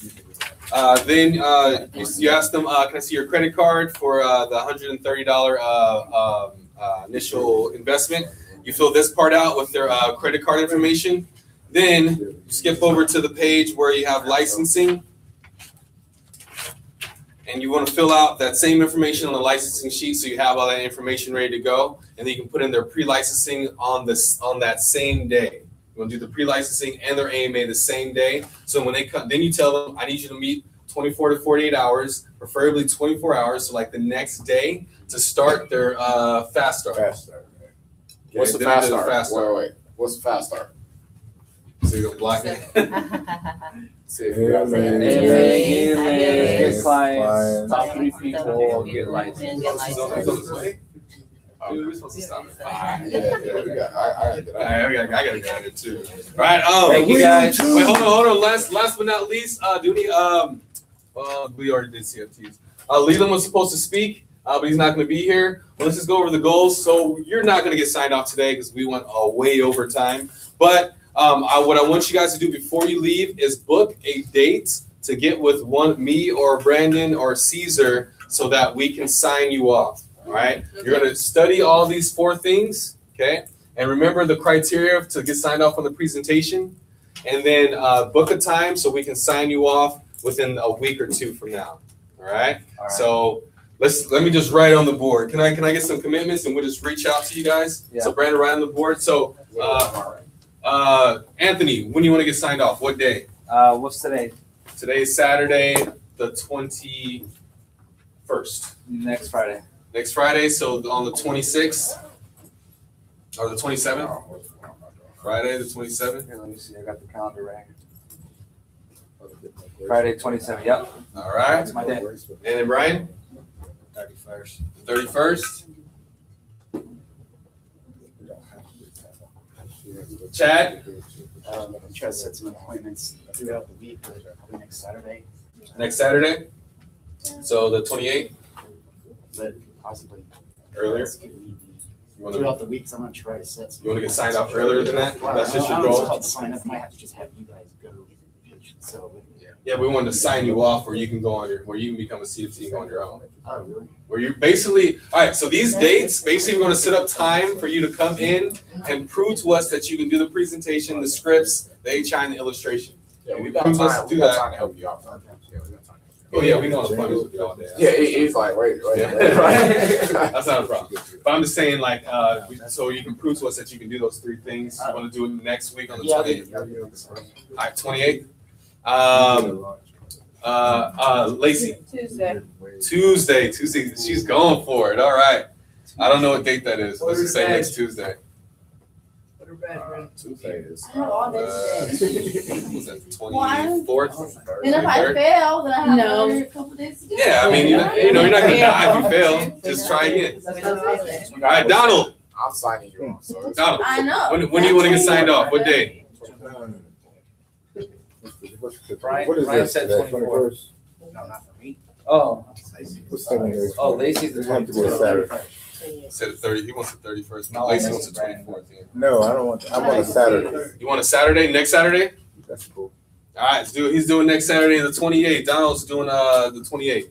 I'm sorry. Say your name again. I keep forgetting how to pronounce it. Adaku. Adaku. I gotta say it a couple times. Adaku. What's when do you want to get off? Signed off. Let's do on the 4th. August 4th. ADAKU. ADAKU. That's easy, right? Yeah. August 4th. All right. Ronti. Yes. When do you want to get signed off? Tomorrow, no. Might as well. No, I don't have time. But let's do next Saturday. Next Saturday. All right. The 28th. My man, say your name again. Eric. Eric. Eric with a K. Eric with a K. When do you want to get signed off? 28. 28. Lacey at this point is beating everyone. All right. Because Burnsville. Jose wants to do Saturday. 28. He said 28. Everybody wants to do the 20. All right. And Caesar's already signed off. All right, that's it. All right. So if I'm, should all if take a I'm picture. ready, Sign Brandon, Want to take a picture? if I'm ready before the 4th. No, actually, let's take a picture. Caesar, can you take a picture? Everybody get on stage real quick. Let's take a picture for Lion Star and Team Decisions. They know that we just did a CFT training with. I know. CFT. There's so much going on in the time. I gotta go. Oh, Anthony. That's why I was like, wait a minute, this don't make sense. You gotta love Anthony. That's right. Oh yeah, get down in there. All right, Eric, squeeze in there now. Part of the team now. All right. One more. Beautiful. Hey!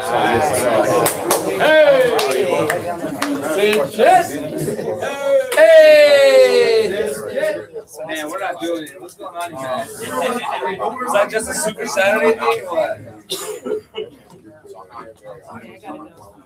I'll try to get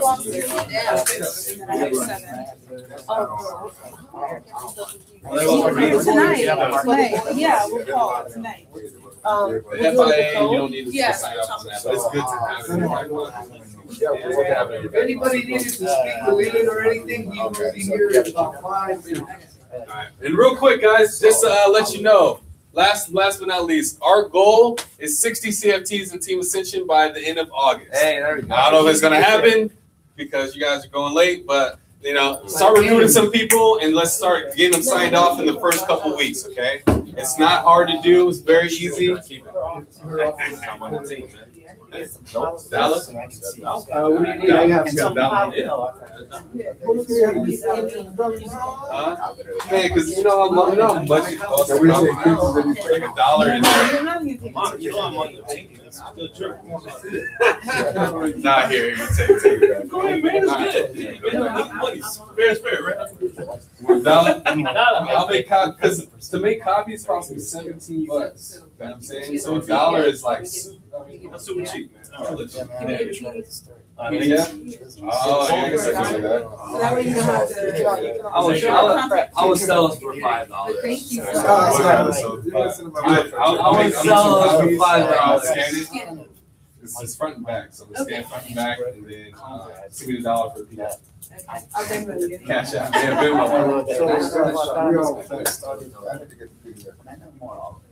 Like, can I send you electronic, or do you want to grab one of these? I